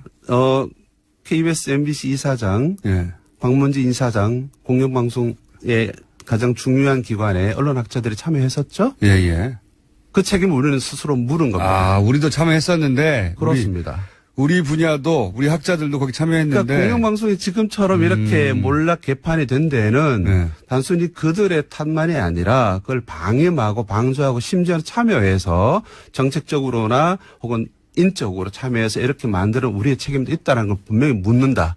그렇다면 현 사태를 개선하는 것도 우리의 책임이다. 언론학자들이. 이렇게 저희의 자책을 하는 것이고요. 아, 그러니까 이게 이제 관찰하다 보니 그런 문제가 있어 개입하는 게 아니라 네. 이거 언론학자 우리들의 문제이기도 하다. 그렇습니다. 이건 그래서 일종의 자체 고발이고요. 예. 그래서 실명으로 우리 안에 또 적폐가 있었다라는 것을 내세우는 것까지는 저희가 용기 있게 용감하게 하지는 못했죠. 더 많은 우리 분들은. 언론학자들 중에 누구누구도 문제 있는 거 아니냐. 우리끼리도 자성해야 된다.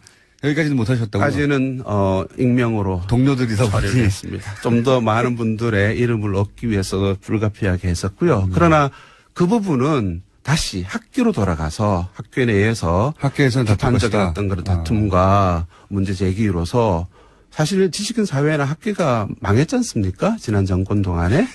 라는 것들을 책임 있는 언론학회에서부터도 시작하자라는 점에서 그 논의를 사실 시작하고 있는데요. 혹시 KBS 기자들 혹은 뭐 MBC PD들 많습니다. 사실 이런 얘기를 하는 분들은 워낙 보도가 제대로 되지 않아서 MBC 내에서 MBC PD들이 그런 얘기를 한다는 걸 MBC가 보도하지 않고요. KBS 기자들이 이런 욕을 한다는 건 KBS가 보도하지 않으니까 있는지를 모르죠. 있는지를 모르는데 실제로는 아주 부글부글 하는 이야기들이 많습니다. 저희들이 어저께 기자회견 하는데도 카메라가 2개가 떴는데요. 네. 경향신문이 카메라를 띄워서 이제 동영상으로 배포했고요. 하나는 MBC가 떠서 제가 노조위원장에 물어봤습니다. 그래서 무슨 카메라고 하니까 체증 카메라일 가능성이 있다고 했습니다. 그러니까 우리가 지금 이렇게 중요하게 문제 제기하는 게 고립되고 네. 사실 MBC 안에 싸우고 있는 많은 목소리들이 완전 이렇게 폐쇄돼 있죠. 그분들하고는 혹시 교류가 있었습니까? 어저께 나와서 뜨거운 눈빛을 사나이들 사이에서 교환을 했었고요. 처음 있는 일입니까? 사나이들만 교환했겠습니까? 여성분들 당연히 사실은 있었겠죠. 예. 오셔서 작가분이나 PD분들 오셔서 저희들과 뜨거운 또 포옹도 했습니다. 처음으로 혹시 언론학자들과 이런 그 공영방송 내 구성원들과 만난 겁니까? 언론학자들은 사실 자존심도 세고 또 부끄러움이나 이런 수업학회에서요. 네. 이렇게 서명은 하지만 직접 가서 하진 직접 않는구나. 나서 이렇게 하긴 되게 어려워서 의외네요, 그것도. 예, 그래서 직접 그 걸음을 했고 많은 분들 MBC 그렇게 기괴하게 큰 거 처음 봤다라고 하시는 분들조차 있었습니다. 그 방송국이 상암에. 근데 이사 가고 나서 그 MBC를 처음 가보면 언론학자들이 현장에 가보셔야죠. 뭐 하나는 뭐 수치감이고 하나는 불쾌감이고 하나는 네. 거리감들이 있어서 우린 학자니까 이런 것도 있군요. 또 꼴보기 싫었던 측면도 아니겠습니까? 싫었던 측면도 있고. 이런 언론학자들이 나서서 공영방송에 공개적으로 문제 제기를 하는 것은 내부적으로 힘들게 싸우시는 이 구성원들한테는 큰 힘이 되겠네요. 예, 말씀드렸다시피 뭐 저희 뭐 언론 등상에 있는 활동가 입장에서 자주 봤던 표정과 어제 몇 분 아니지만 125명 이름으로 학계 이름으로 왔을 때 그분들 대하는 표정은 정말 달랐습니다. 학자들이 이런 자리를 오히려 찾아가서 기자들과 네. 구성원 PD들과 네. 여기서는 학문적인 관점에서의 이론도 논리도 제공하고 그쪽에서는 절박한 상황에 대한 구체적인 사례들도 학자들에게 전달하는 만남의 장이 더 있어야 되지 않을까요? 그래서 제가 이야기할 때 부끄럽다고 말씀드렸고요. 그동안 그렇게 못했던 게. 뭐 개인적으로는 인정 안 하고 싶습니다만 다수의 주류 언론학자들은 네. 예, 권력의 주구였다. 권력의 핵심이었다. 그렇기 때문에 현실의 사정을 청취하기는커녕 오히려 조장한 책임이 있다. 그래서 걸음을 계속하고 이 부분에 대해서 당신들이 책임져라라고 하는 강한 질책과 비판의 목소리들을 안팎에서 많이 제기할 필요가 있습니다. 저희도 사실은 뭐 라디오 방송을 하고 있기 때문에 이 KBS나 MBC 네. 방송의 내부 동향이나 혹은 뭐 해고되신 분들이나 네. 혹은 그들 느낀 문제의식에 대해서 관심이 많아요. 그러실 것 같습니다. 관심이 많은데 이분들 인터뷰하는 게 그렇게 녹록하지 않습니다. 쉽지가. 왜냐하면 그분들을 인터뷰하는 순간 그분들은 또 사내에서 한편으로는 그런 주장을 하는 시민이기도 하지만 또 한편으로는 직장인이잖아요. 직장인으로서는 바로 불이익을 당하거든요. 맞습니다.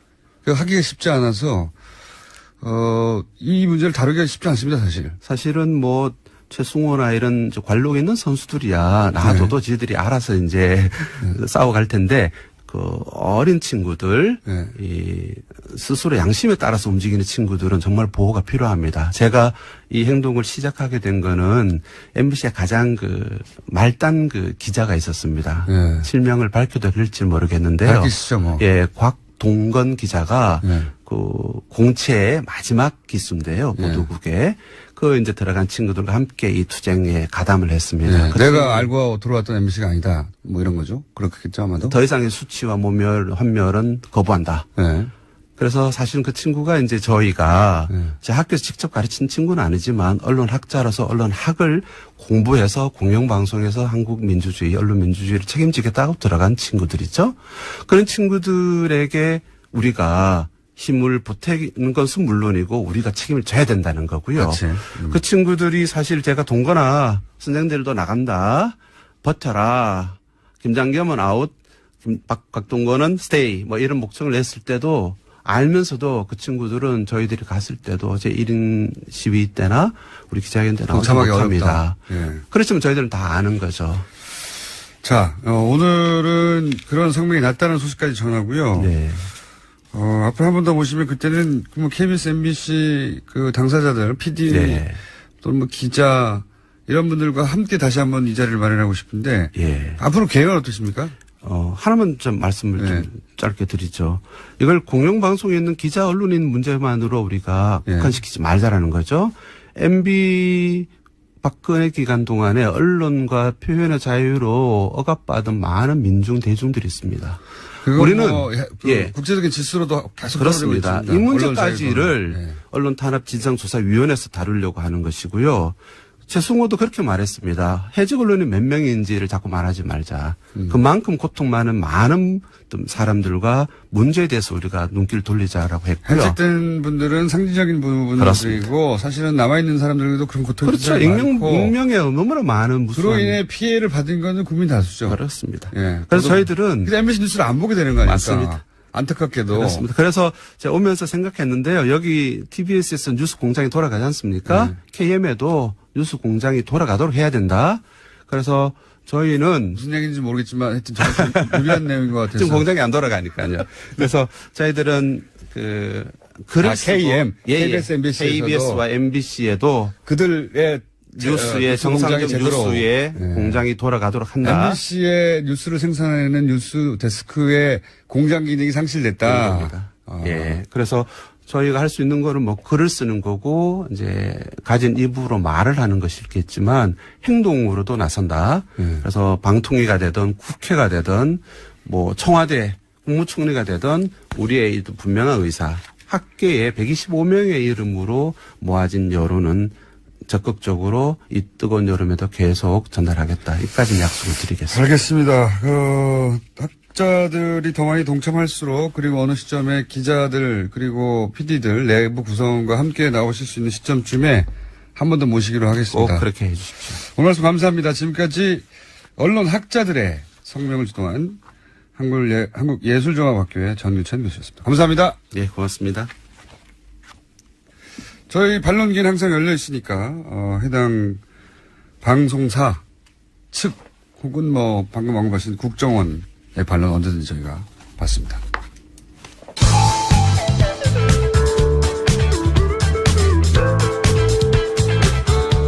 고기만 먹습니다. 시사요정 김어준입니다.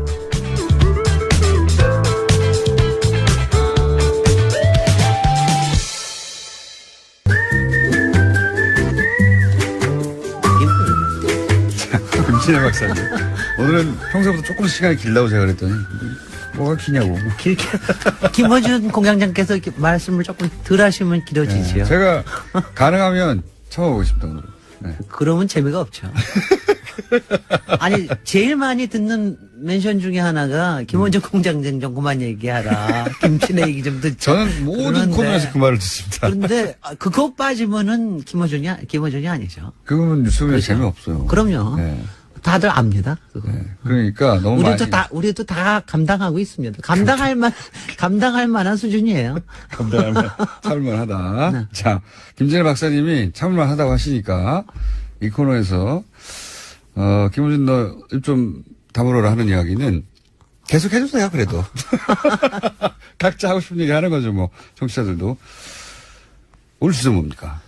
오늘 사실은 주제가 없는 날인데요. 주제가 없는 날에 제가 이제 고민을 좀 털어놓으니까 왜 도시 이야기인가, 왜 이 코너가 어떻게 시작이 됐고 지금 사실 이제 10달째 들어가요. 그러니까 이제 온갖 얘기를 했죠. 온갖 얘기를 했고 저 10달째면은 이제 애 하나 난 거거든요.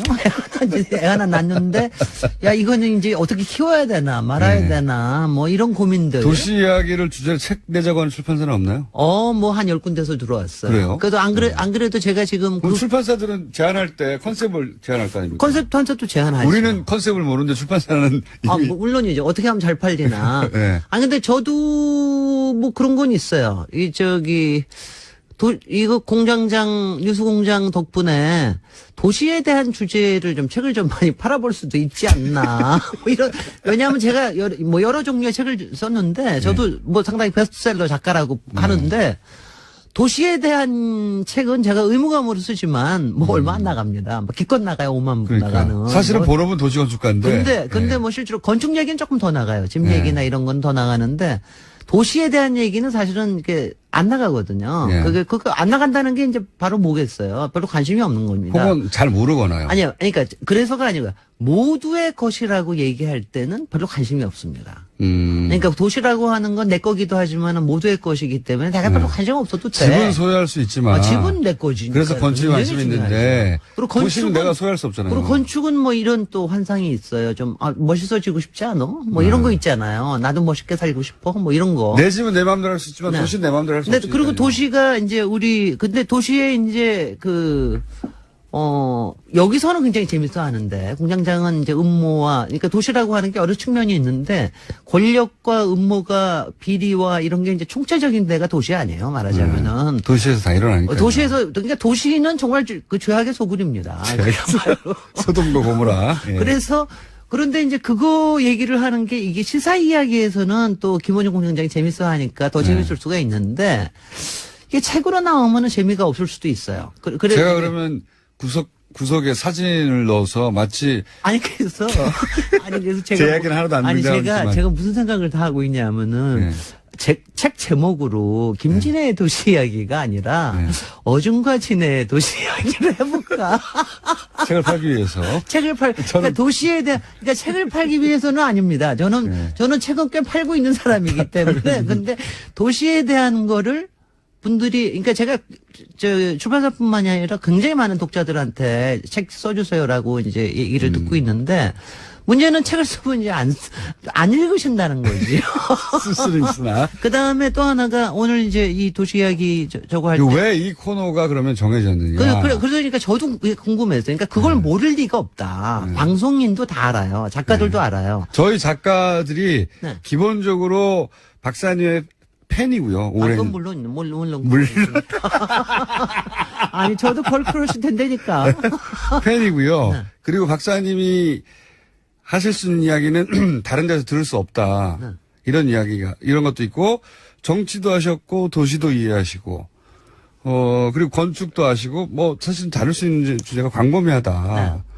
라는 데 출발했죠. 실제로 광범위한 주제를 다뤘어요. 아까 김어준 공장장은 또 미지근한 거 알았어요, 저는. 그거는. 아니, 거기에 대해서 제가 김진애 박사님이 워낙, 박학다시 가시고, 분야의 전문가시니까. 이런 소리까지 들어가면서. 재밌다. 왜냐면 제가 많은 코너 아이디어들 중에 킬한 것도 많거든요. 그렇겠죠. 그거 싫어라고.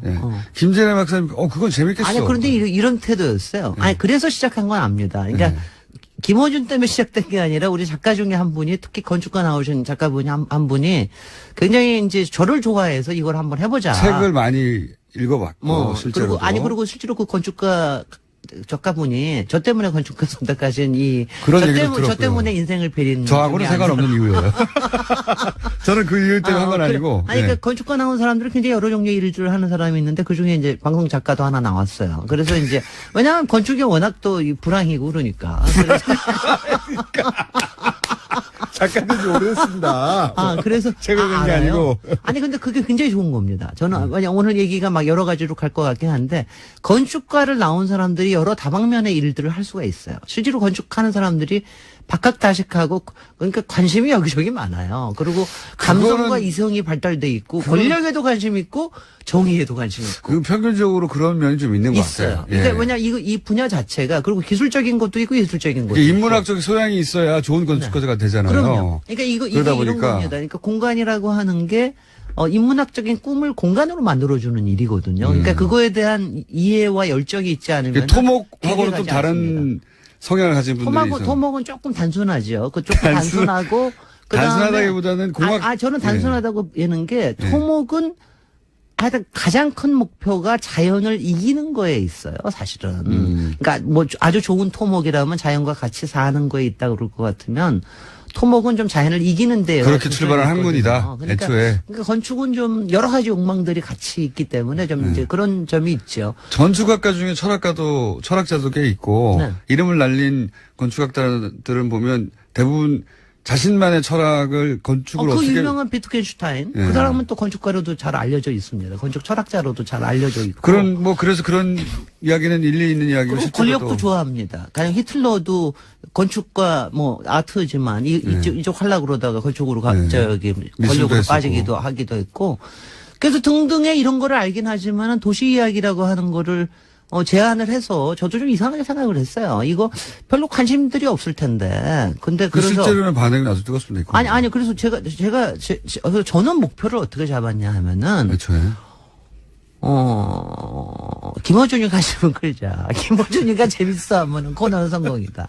김어준이 관심이 없어 하면은 별로다. 네. 어때 성공했습니까? 그게 맞아요. 네. 맞는 것이 진행자가 재밌어야 제 이야기도 꼭 제가 아니더라도 진행자가 재밌어야 얘기가 재밌게 오가는 데다가 제가 사실은 딱 그냥 대중적인 수준의 눈높이를 가진 평균적인 사람이거든요. 아니 평균적인 사람은 아니야. 좀 이상한 사람이긴 해. 그냥 호기심이 네. 들면 그걸 끝까지 가보는 게 다를 뿐 네. 호기심의 종류나 방향은 비슷해요. 글쎄요. 그래서 이제 어느 만큼 진행이 되면서 김원영 공장장이 조금 관심이 커지는구나. 아직 뭐 본인이 나서서 하지는 않겠지만 그래도 관심은 생기는구나. 그러고 나니까는 조금 이제 이건 조금은 갈 수 있겠다. 그 사람들이 네. 자기가 사는 공간에 대한 관심이 있어요. 네. 있는데 그거를 이렇게 풀어서 설명하거나 또는 그게 왜 어떻게 만들어졌는지 혹은 이걸 만드는 과정에서 무슨 비리가 있었는지 총체적인 이야기를 한 군데서 들을 기회가 없죠.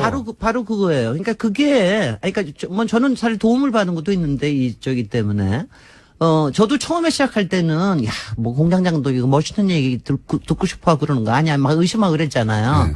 근데 보니까 조금 있다가 마침 탄핵이 생겼어요. 네. 탄핵이 생기고 그다음에 대선이 생기고 그러니까 여러 가지 정치 공간에 대한 정치 역학에 대한 굉장히 많이 도시에는 시사도 있고 네. 인문학도 있고 철학도 있고 다 있잖아요. 그 부분에 이제 광장이 들어오고 우리 박근혜 작품인 광장이 들어오고 그러고 나서 이제 대선이 있으니까는 이제 공약 얘기하면서 4대강 얘기도 하고 뭐 이런 얘기하니까 이명박 얘기도 하고 그러니까 이제 사람들이 어머 그래. 그러면서 많이 관심들이 생기신 것 같아요.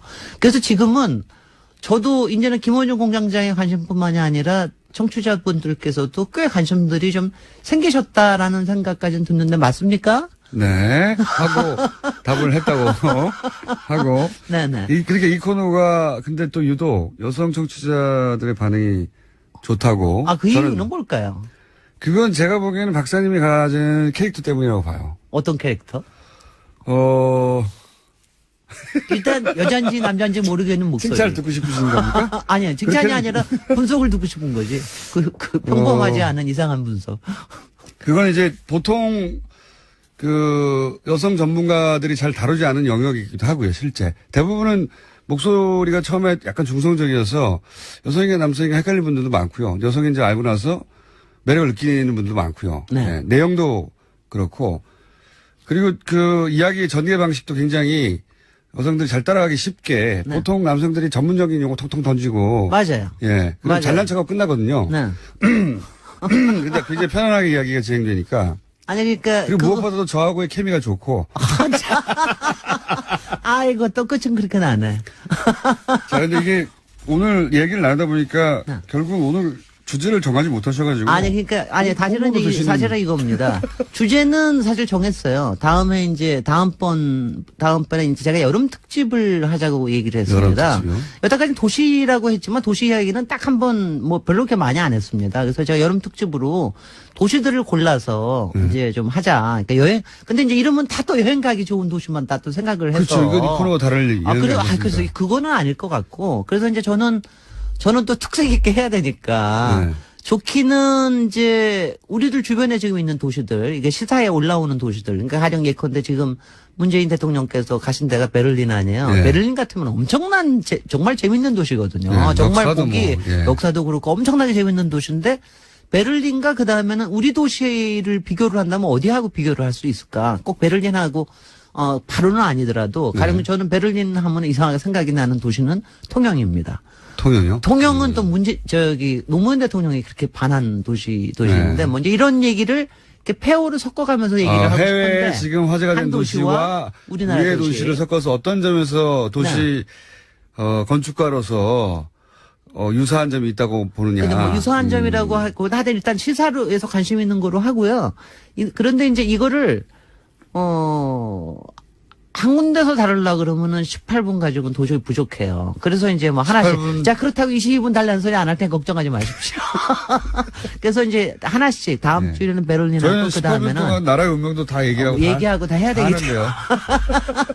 그리고 그 다음에 통영 얘기하고 뭐 이런 식으로 제가 네. 이제 몇 개를 여름에는 좀 그렇게 가보려고 그럽니다. 여름에 가서 그렇게 하면 그러면은 좋은 이제- 사항이 있습니다. 그렇게 앞으로 코너에 대해서 말씀하시는 거라면 저는 항상 많은 분야에 관심이 있는데 실제로 호기심 많아요. 저는 궁금하면 꼭 예를 들면 어느 나라 궁금하면 그 나라 가봐야 되고 누가 궁금하면 그 사람을 만나봐야 되고 누가 시키지도 않았는데 그래요. 그런데 세상에 너무 많은 분야가 있기 때문에 다 알 수가 없잖아요. 그렇죠. 근데 이 건축이나 혹은 도시 분야에 있어서 네. 내가 어디 가가지고 아는 척 할 만큼의 네. 얕은 지식이지만, 얕지만 얕다기보다는 폭이 좁은 지식이지만 굉장히 깊이 있는 거지 않습니까? 아, 주문도 많어. 하여튼. 이런 거 있잖아요. 예를 들어서 와인 얘기를 하면, 네. 와인 그거 어떻게 합니까? 그 오랜 역사와 그 라벨들을 모르니까 포기하게 되는데, 5분 이내에 아는 척 하는 매뉴얼 같은 거 있어요. 그거 있어요. 그거는요, 예를 들어서 여자를 꼬실 수 있는 거, 남자 꼬실 수 있는 거 있어요. 그 와인 자기가 중에서- 좋아하는 건축가 얘기하는데 남자 꼬시는 거하고 여자 꼬시는 거 완전히 다릅니다. 아, 그래요? 네, 완전히 다릅니다. 그거 중요한 정보. 굉장히 중요한 거. 그런 거 말이죠. 여름 그러니까- 특집으로 그런 그러니까 거. 여자한테 얘기할 때 제가 아까 얘기했어요. 제가 여자이기 때문에 이걸 어필하는 끌고 부분이죠. 나가는 게 있다고 그러는 게 뭐냐면 이게 호기심이거든요. 네. 그러니까 호기심은 나의 그 주제 여기 삶에서부터 풀지 출발을 마시고 해가지고 오늘 다 풀지 안 마시고. 하고 시간이 없어요. 근데 안 해줄 거야. 그렇게 몰래 가르쳐 줄 거야. 짧은 시간 내에 어디 가서 아는 척 할 수 있는, 예를 들어서 와인이다 그러면 사람 이름 하나, 와인 브랜드 2개, 뭐 이렇게 해가지고 그거 알아? 그거 너무. 이렇게 통속적인 주문이나 하고 말이죠. 도시는 사실은 굉장히 여러 가지 얘기가 있습니다. 그 안에 건축도 담고 있고, 집도 담고 있고, 역사도 정치제도도 있고, 있고, 예, 정치도 있고, 시세도 있고. 그다음에 정말 이 비리와 음모에 관련된 것도 있고, 여러 가지 우리 생활에 관련된 것도 있고, 우리 지난번에 왜 화장실 얘기하니까 얼마나 신나하십니까? 그러니까. 그런 것처럼. 그러니까 이 얘기는 무궁무진하니까. 여름 특집으로. 그러니까 제가 여름 특집으로 하고 10분 김원준 만에 공장장이 잘릴 때까지 할게요. 10분 만에 파악할 수 있는 여름 특집으로 파악할 수 있는, 10분 만에 아는 척 할 수 있는 아는 척 매뉴얼. 네. 예. 아는 척. 도시에 매뉴얼. 대한 아는 척 매뉴얼. 네. 한 두세 번만 해주세요. 도시와 건축에 대해서. 글쎄. 건축 얘기 나오면 이게 어디서부터 접근해야 될지 모르고 건축도 너무 많고 유명한 것도 너무 많잖아요. 근데 그 중에 한 두 가지, 세 가지, 더 많이 외울 수는 없거든요. 네. 두 가지, 세 가지 정도만 알고 그걸 상대방과의 대화 중에서 너무 많이 아는 사람처럼 보일 수 있는 기술. 너무 많이 아는 사람처럼 보이는. 기술. 근데 너무 많이 아는 사람은요. 별로 매력 없습니다. 아니, 그러니까 두세 가지만 얘기하고. 좀 맛깔지다. 이 사람 좀 뭔가 더 있을 것 같은데? 이런 거. 그 정도. 빙산의 팀만. 빙산의 팀. 근데 고급스러운 걸로. 네네. 그런 걸로 좀 준비해 주시면. 저거 하고 도시 이야기는 책 쓰는 거는 제가 하여튼 7월달 중에 이 여름 특집 하면서 열심히 고민해가지고 또 생각을 해봐야겠습니다. 자, 다음 시간에 그러면은, 도시 건축에 대한 아는 척 매뉴얼 시작하겠습니다. 김재래 박사님이었습니다. 감사합니다. 안녕. 안녕하세요. 김원준입니다. 오늘 있을 예정인 문재인 대통령과 시진핑 주석과의 만남을 앞두고 북한이 ICBM까지 쏜 마당에 사드 배치가 더욱 필요해졌다는 논리로 중국을 설득할 수 있지 않느냐 하는 말들이 나옵니다. 양국 이해가 첨예하게 엇갈린 외교 안보가 그렇게 간단하지가 않죠. 정반대 논리도 얼마든 가능합니다. 미국의 한반도 사드 배치 명분은 간단하죠. 주한미군과 한국을 보호하기 위해.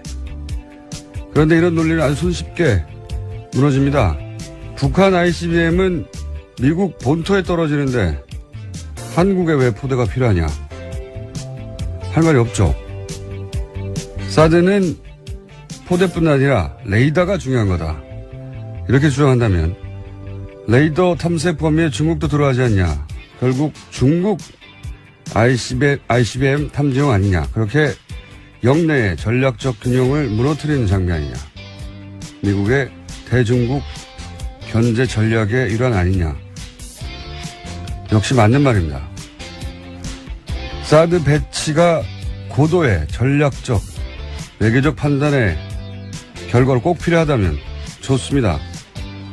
하지만 사드 배치 필요성을 북핵으로부터 한국을 보호하니까 이런 미국의 허술한 논리를 그대로 다시 한번 읊어주는 건 적어도 우리 언론은 더 이상 하지 말았으면 합니다. 사드로 인해 우리가 어떤 상황에 들어가는지 제대로 알고는 있어야죠. 김원준 생각이었습니다.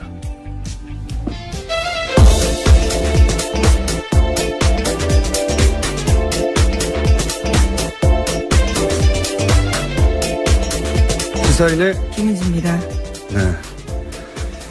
자, 오늘 여러 정상과 만남을 가지죠. 네. 네, 문재인 대통령 4박 6일 독일 순방 일정 시작됐습니다. 오늘 시진핑 중국 국가주석과 첫 정상회담 가지고요. 또 쾌르보 재단 초청으로 한반도 평화 구축과 남북관계 통일 등 주제로 연설합니다. 또 이어서 도널드 트럼프 미국 대통령 초청으로 한미일 정상 만찬회동에 참석할 예정입니다. 그리고 나서 아베 총리도 만나고 푸틴도 만나고. 네, 그건 내일 일정이고요. 네. 또 모레에는 인도 모리 총리, 또 프랑스 마크롱 대통령, 텀블 호주 총리 등과의 정상회담도 조율 중입니다. 정상회담이라기엔 너무 짧고요. 사실. 정상과의 회담, 예. 네, 정상조우, 네. 정상인사 뭐 이 정도 되죠. 사실은. 이 단체 미팅 같은 거죠. 단체 미팅 같은 20개 나라에서 정상들 왔기 때문에 빙빙 돌아가면서 자기들끼리 만나요. 예. 안녕하냐고. 여기서 뭐 중대한 결정은 내리지 않고, 예. 관련해서 독일, 저는 이제 이런 일이 있으면 꼭 현지 반응 같은 거 뒤져보는데, 요즘 뭐 인터넷이 워낙 발달해 있으니까 그 소식을 금방금방 얻을 수 있죠. 독일도 뭐 미국처럼 교민들 반응이 굉장히 많습니다. 네. 그런 보도도 꽤 있었는데, 굉장히 극적인 반응을 하거든요. 근데 이게, 최근 몇 년간 교민들을 많이 접해보지 않으면 교민들이 왜 이렇게 극적으로 반응하는지 잘 알 수가 없어요. 전 세계 어딜 가든, 앞으로 다른 국가를 순방하더라도 마찬가지인 것이, 이제 박근혜 최순실 게이트가 워낙 세계적인 이슈였어요. 어느 나라도 많이 보도가 됐거든요. 근데 이제, 뭐야, 대통령이 부정 축제 스캔들에 휘말렸다. 이런 소식은 원래, 과거로부터 드물지 않은 뉴스였는데, 이 박근혜 최순실 게이트는 현대 국가에서는 워낙 있기 힘든 뉴스, 19세기 정도에 있던 사건 같은 거죠. 무당 얘기 막 나오고, 그리고 이제 뒤에 개인이 있고, 그래서 믿을 수 없는 뉴스라 실제 교민들이 현지인들로부터 그런 질문을 많이 받았어요. 저도 최근 몇 년간 교민들을 접하면 이런 얘기를 꼭 하더라고요. 그러니까 너무 부끄럽다 그런 걸 물어보는 게. 그래서 한국인이 아닌 척 한다고. 네네. 물어볼까봐. 네, 슬픈 일이네요. 네. 네. 그러다가 이제 촛불 집회가 시작되고 또 그 과정에서 이제 연행된 사람도 한 사람도 없고. 네. 그리고 그렇게 대규모 집회가 오래 진행됐는데 이제 철저히 사법도 절차로 정권이 평화적으로 교체되고 이게 이제 우리가 생각하는 것보다 훨씬 더 놀랍다는 보도가 많이 있었고, 물론 뭐 매일매일 보도됐다는 건 아니지만, 기억에 남을 정도로 보도가 됐고, 그걸 통해서 이제 새로 대통령이 나왔던 사실 때문에 정치적 성향은 차치하더라도 그 사실 자체에 자부심을 느끼게 된 교민들이 많아요. 네, 지난 대선 때 재외국민 투표 이례적으로 굉장히 높지 않았습니까? 그러니까요. 그런 것들만 보더라도. 원래 해외 여행만 가도 막 한국적인 걸 보면 마음이 움직이잖아요. 네, 누구나. 근데 이제 교민들은 훨씬 극적이죠. 거기 살고 있으니까. 그래서 내가 한국인이라고 다시 밝히기 시작했고 자부심을 느낀다. 라는 마음을 표현하고 싶은 겁니다. 실제로. 그래서 교민들 반응이 훨씬 진하고. 이번에 메르켈 총리 만났을 때도 문재인 대통령이 이제 메르켈 총리 끌고 교민들 밖에서 기다리고 있는데 그 문 앞, 철문 앞까지 갔다는 거 아닙니까? 독일은 네. 좀 더 특별하죠. 최순실 게이트가 한 축이기도 했었고요. 그렇죠. 예. 네. 그래서 사실은 안민석 의원이 독일 교민으로부터 도움을 많이 받았다고도 하고. 그래서 메르켈 총리하고 우리 언론에 보도된지 모르겠네요. 메르켈 총리하고 그 교민들 앞에서 기다리는 데 가가지고 막 같이 악수하고 자랑하고 싶었던 거죠. 네. 앞으로 정상회담 내용도 내용이지만 실제 현지에서 어떤 반응이 있느냐 하는 관점에서 보자면 교민들의 반응 굉장히 재밌습니다. 찾아보시면 극적이고. 자, 하여튼 정상회담까지 붙이면 거하고 정상조우들이 연달아 있겠네요. 다음 뉴스는요? 네, 어제 북한 언론 매체들이 김정은의 반응을 보도했습니다. 자신들의 전략적 선택을 미국이 매우 불쾌했을 거다라는 식의 이야기인데요. 조선중앙TV에서는 이런 보도가 나왔습니다. 독립절에 우리에게서 받은 선물 보따리가 썩 마음에 들지 않아 할 것 같은데 앞으로 심심치 않게 크고 작은 선물 보따리들을 자주 보내주자고 호탕하게 웃었다라는 겁니다. 네. 조선중앙TV에서 이 정도 개그 코드가 들어간 건 처음 보네요. 네. 자, 북한 입장에서는 우리도 이제 미국 니은을 타격할 수 있게 됐다. 이렇게 자신감도 없고 신난다는 거겠죠. 그러니까 개그 코드가 나왔겠죠. 네, 선물 보따리를 심심치 않게 자주 보내주겠다고. 북한 입장에서는 지금 우리도 대등한 눈높이에서 니네와 협상할 수 있는 군사적 지위에 올랐다. 이런 선언인 셈인 거죠. 여기 대해서 우리도 미사일을 쐈다면서요. 네, 어제 우리 군도 동해안에서 미군과 연합훈련을 실시했습니다. 현무 EA 탄도미사일과 미 8군의 에이테킴스 전술 지대지 미사일을 쐈습니다. 북한의 탄도미사일 발사에 한미가 대응한 것은 처음입니다. 탄도미사일 맞대응 훈련으로요. 제가 기억하기도 그렇습니다. 저기서 탄도미사일 쏘고 우리가 탄도미사일 쏘고 이런 건 처음이네요. 네. 이게 굉장히 야당의 논평을 머쓱하게 만들었어요. 자유한국당에서는 NSC만 소집하고 있냐라고 했는데 이런 게 나왔고. 네, 문재인 대통령이 직접 지시했습니다. 그랬겠죠. 누가 지시했겠습니까? 네.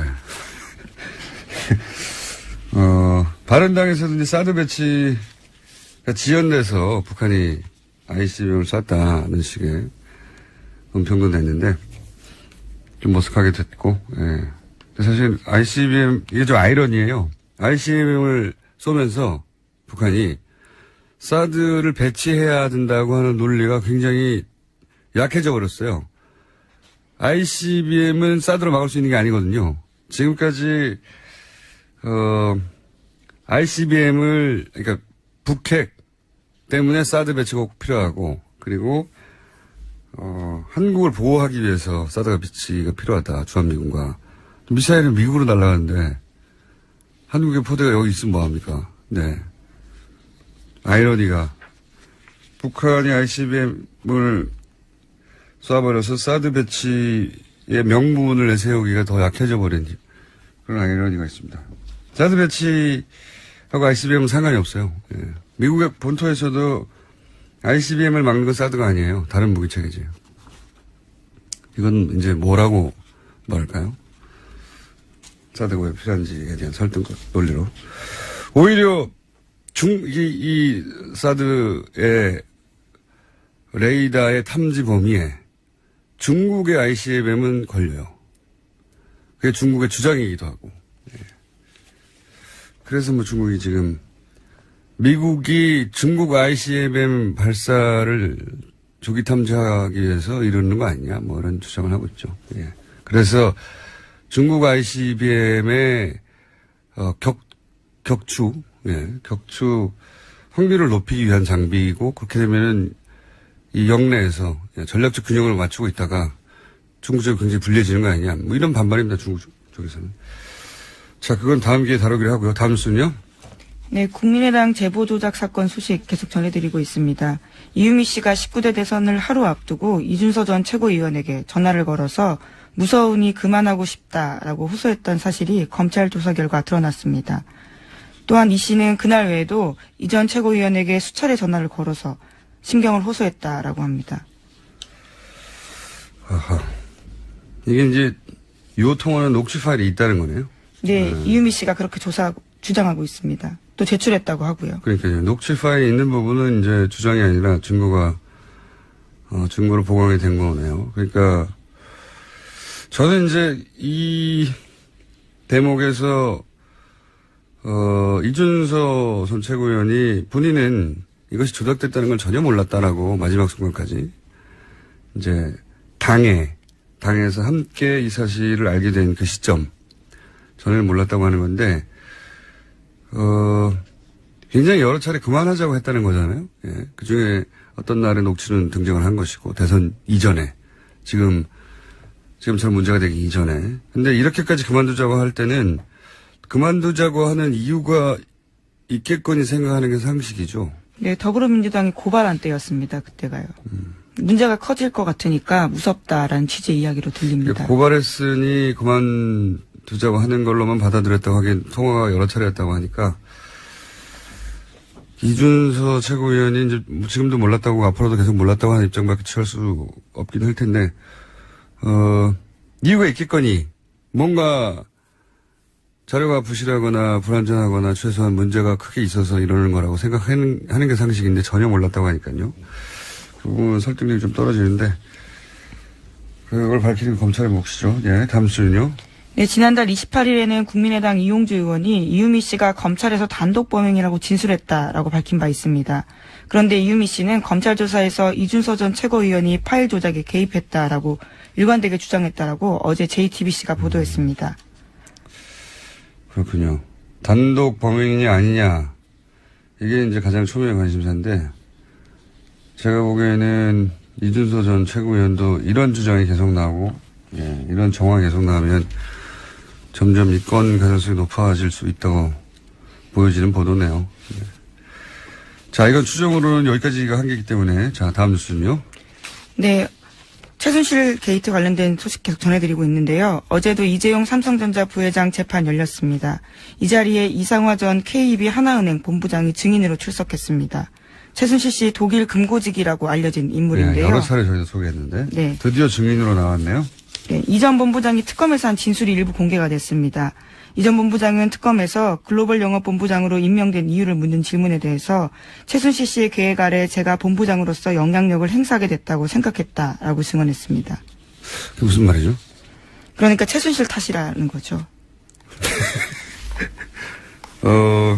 그러니까 본인이 본부장으로 간 것은 최순실이 원했기 때문이다. 그리고 그 네. 자리에 가게 해줬기 때문이다. 그렇죠. 네. 그러면 왜 최순실 씨가 이상화 전 본부장을 그 자리에 가도록 만들었느냐 이게 중요하잖아요. 그게 네. 핵심인 것 같은데. 거기에 대한 자기의 추정도 나와 있습니다. 네. 해외 지사의 선정이나 외환관리 규정, 프로젝트 참여 등 본인의 계산 아래 짠 계획을 자신을 이용하려고 했다라고 보고 그건 있고요. 뭐 저희가 계속 추정해 왔던 바죠. 네. 해외 인맥도 최순실 씨가 있기 때문에 그런 차원에서 자신을 이용하려 한 것 같다라는 식의 이야기를 했다고 합니다. 그러니까 어쨌든 자기가 그 자리에 갔던 것은 최순실 씨가 원했기 때문이고, 예, 그건 뭐 계속 추정해 왔던 바고, 실제 여러 가지 정황으로 이렇게 드러났고, 그리고 그렇게 대통령 혹은 안종범을 통해서 그런 일을 했다는 건 뭐 보도가 여러 차례 됐죠. 근데 이제 그 이유가, 본인 생각하기에도 여러 가지 해외 사업을 할 때 자기를 필요로 했기 때문이다. 예. 본인 힘으로 처음으로 이제 나왔다는 게 의미가 있네요. 예, 특검 진술이 공개가 되어서요. 어제 눈길을 좀 끌었습니다. 알겠습니다. 다음 뉴스는요? 네, 추경과 관련된 소식도 있습니다. 자유한국당과 바른정당이 불참한 가운데 국회 환경노동위원회가 어제 상임위 중에 처음으로 추경을 의결했습니다. 국방위원회와 여성가족위원회, 국토교통위는 어제 전체회의를 열었지만 소위를 열지는 못했는데요. 더불어민주당은 상임위별 심사가 끝나지 않더라도 오늘 예산결산특별위원회를 열어서 추경 본심사를 착수할 계획입니다. 이 추경사안은 이렇게 가다가는 어느 시점에 추경 때문에 헌정사상 최초로 직권상정을 하는 모습을 볼 수도 있을지도 모르겠습니다. 추경은 사실 한 번도 통과되지 않은 적이 없거든요. 예. 정권 출범 이후에 2달까지 정부 구성이 안 된 경우도 처음이고요. 예. 추경이 통과되지 않고 있는 것도 처음입니다. 그러니까 정부가 출범을 못하고 있는 거죠, 제대로 사실은. 네, 국회법 따르면 상임위별 예비 심사 끝나지 않더라도요. 정세균 국회의장 판단하에서 회부할 수 있습니다. 그러니까요. 그러니까 추경은 통과되지 않은 적이 없어요. 한 번도 없는데 추경 때문에 직권상정을 하는 모습을 볼 수도 있을지도 모른다는 거죠. 이 상태로 가면. 네. 정부 구성이 2달까지 안 된 경우도 없어요. 네. 장관 임명이나 이런 게.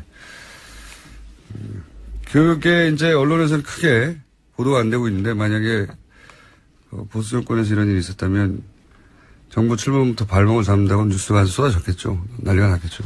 민생 때문에 어쩌다고, 추결망리해야 민생을 지금 도탈에 빠뜨리다고도 난리가 났겠고. 그런 뉴스가 워낙 없다 보니까 이렇게 오랫동안 이런 일이 벌어지고 있다는 게, 대중들한테 잘 전달이 안 되고 있는 거죠. 하지만 엄청나게 붙잡고 있는 겁니다. 엄청나게. 이런 적은 처음이기 때문에.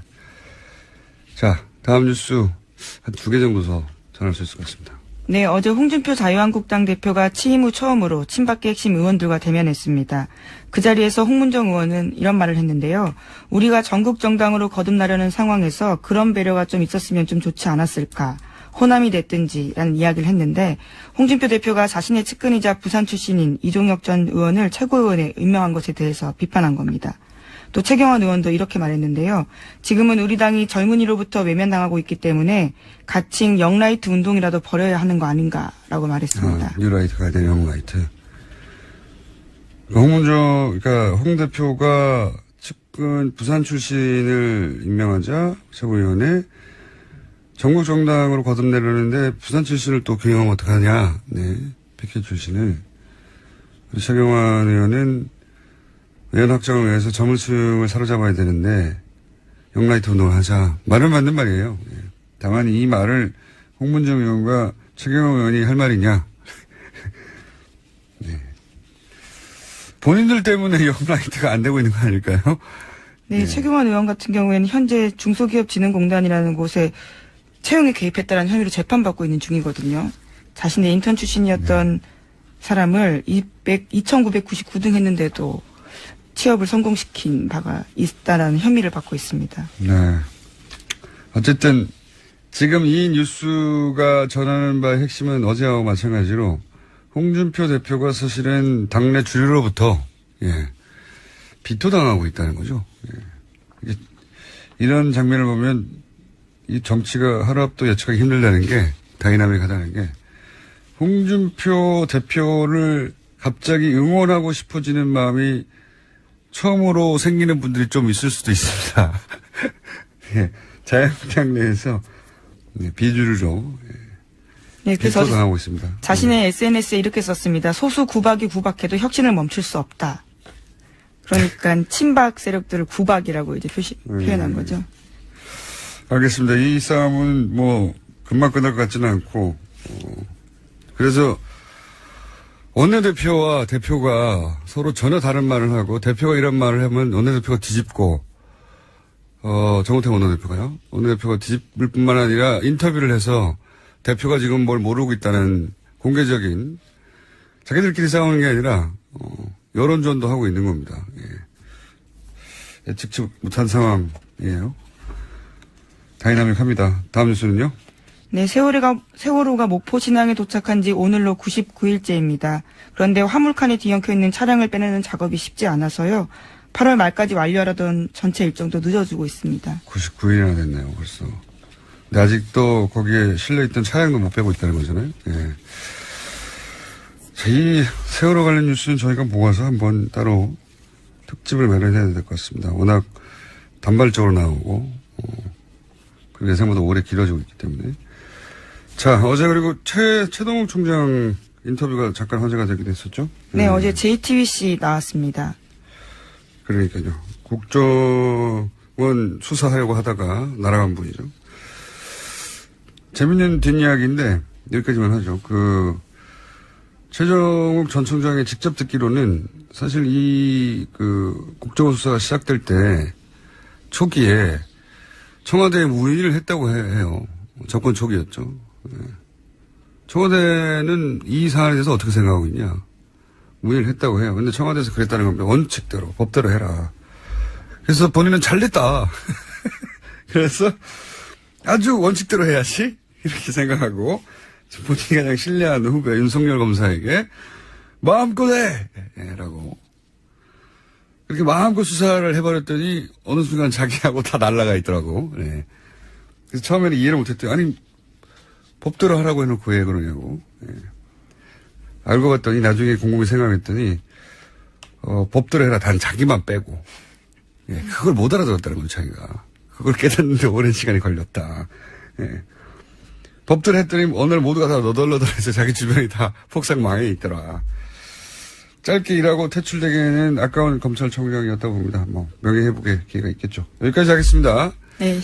시사인 김은지였습니다. 감사합니다. 네. 한때 폐지될 뻔했던 그러나 지난주부터 다시 분위기가 올라오고 있는 내부자들 더불어민주당 안민석 의원과 자유한국당 김성태 의원님 나오셨습니다. 안녕하십니까? 네, 대통령 전용기를 타고 온 안민석 의원입니다. 평생 텀 타오셨죠? 네. 예, 김성태 의원입니다. 반갑습니다. 김성태 의원님, 예, 전용기 타보셨어요? 못 탔습니다. 여당 10년 동안에 한 번도 못 타셨어요? 그렇습니다. 이게 아무 의원이나 태워주는 게 아니에요. 그래서 참 저도 MB 정권, 박근혜 정권 이 주류 생활을 못하고 계속 비주류였는데, 제가 아는 우리 안민석 의원도 수도권 내리 사설을 하면서 한 번도 주류의 길을 걷지 못했기 때문에 대통령 수행단에 끼지 못했는데, 이번에 방미 수행단 대통령 첫 이렇게 애교 순방에 같이 동행했다는 것은 대단한 일이고, 거기에 또 같이 타고 갔다는 것도 대단한 거죠. 제가 제 입으로는 비주류라고 이야기하지만은 제 몸은 이미 주류 깊숙이 박혀 있습니다. 근데 그렇지 않아도 요즘 안민석 의원 어깨에 힘이 많이 들어가 있는데, 예. 이번 성과로 얼마나 힘을 더 주고 다닐지 참. 사실상 안민석 의원이 귀국한 다음 날 같이 이제 저기 소주를 한잔 했어요. 예. 한잔 했는데, 이렇게 무용담처럼 널어놓는 이 자랑을 들어주느라고 내가 참 힘들었습니다. 마치 안민석 의원이 거의 뭐 대통령 같은 착각이 들 정도로 대단했어요. 우리 공장장도 잘 아시지만은 저분은 뭐 자랑할 거리가 생기면 기본 3년은 우려먹는 사람인데, 아니, 한 5년 정도 그래요. 이번에 특히 문정왕후 어보 반환건은 그건 제가 본 20년 정도. 사실 정치인의 한 사람으로서는 대단한 일을 했기 때문에 저 생색은 제가 볼 때는 5년은 우려먹을 거라고. 5년, 20년 정도. 김성태 의원님, 이제 살아나신 것 같아요. 네. 그런 이야기를 하지 말라고 그러니까. 아닙니다. 저희가 오늘 하시는 거 보고 또 음악도 준비돼서 나갈 수도 있고요. 아니, 그래도 제가 미국 잘 다녀오라고 네. 여비를 주신 여야 의원들 중에서 유일한 분이에요. 그래도 미국 잘 다녀오라고? 당은 틀리지만은 항상 형님 뭐 같은 딸로 남은 게 푸근한 있었나요? 든든함이 계셔서 참 제가 좋아하고. 얼마나 받으셨습니까? 용돈을 하라면서. 밝혀도 됩니까, 이 자리에서요? 150불 정도요? 딱 봉투를 만져보니까 네. 참 창피한 이야기하지 100불짜리 한 몇 장 정도일 거라고 딱 그러니까요. 생각했거든요. 그래서 여기 한 500불 정도. 100불 정도. 근데 딱 까보니까는요. 네. 10불짜리 5장이 5만 원. 아니, 과거에 이제 미국 방문을 그래서 그런 하셨다가 그런 마음이 남아있는 돈 거죠. 냈다, 요즘 이제 이렇게. 야당 생활 하시느라고 이제 예탁 생활 하시더라고. 힘드시지 않겠습니까? 형편이 어려워서. 근데 네. 그 마음이 참 감사하고요. 근데 네. 제가 50불 주셨어요? 사실입니까? 아니, 뭐 그런 거 몇 푼 되지도 않는 가지고 굳이 방송에서 노란노란 50불 맞네요. 예. 50불 제가 맞습니다. 지난 이제 내리사선 하면서 예. 이제 13년 동안의 정치 인생 중에서 방미 3박 5일이 가장 길게 느껴졌고요. 왜냐하면 한반도 운명이 방미단 어깨에 달려 있다고 국민들이 보시고 국민들의 눈과 귀가 방미단에 쏠려 있었기 때문에. 하지만 의원님 어깨에 달려있다고는 많은 사람들이 생각하진 않았어요. 방미단이요. 네. 네.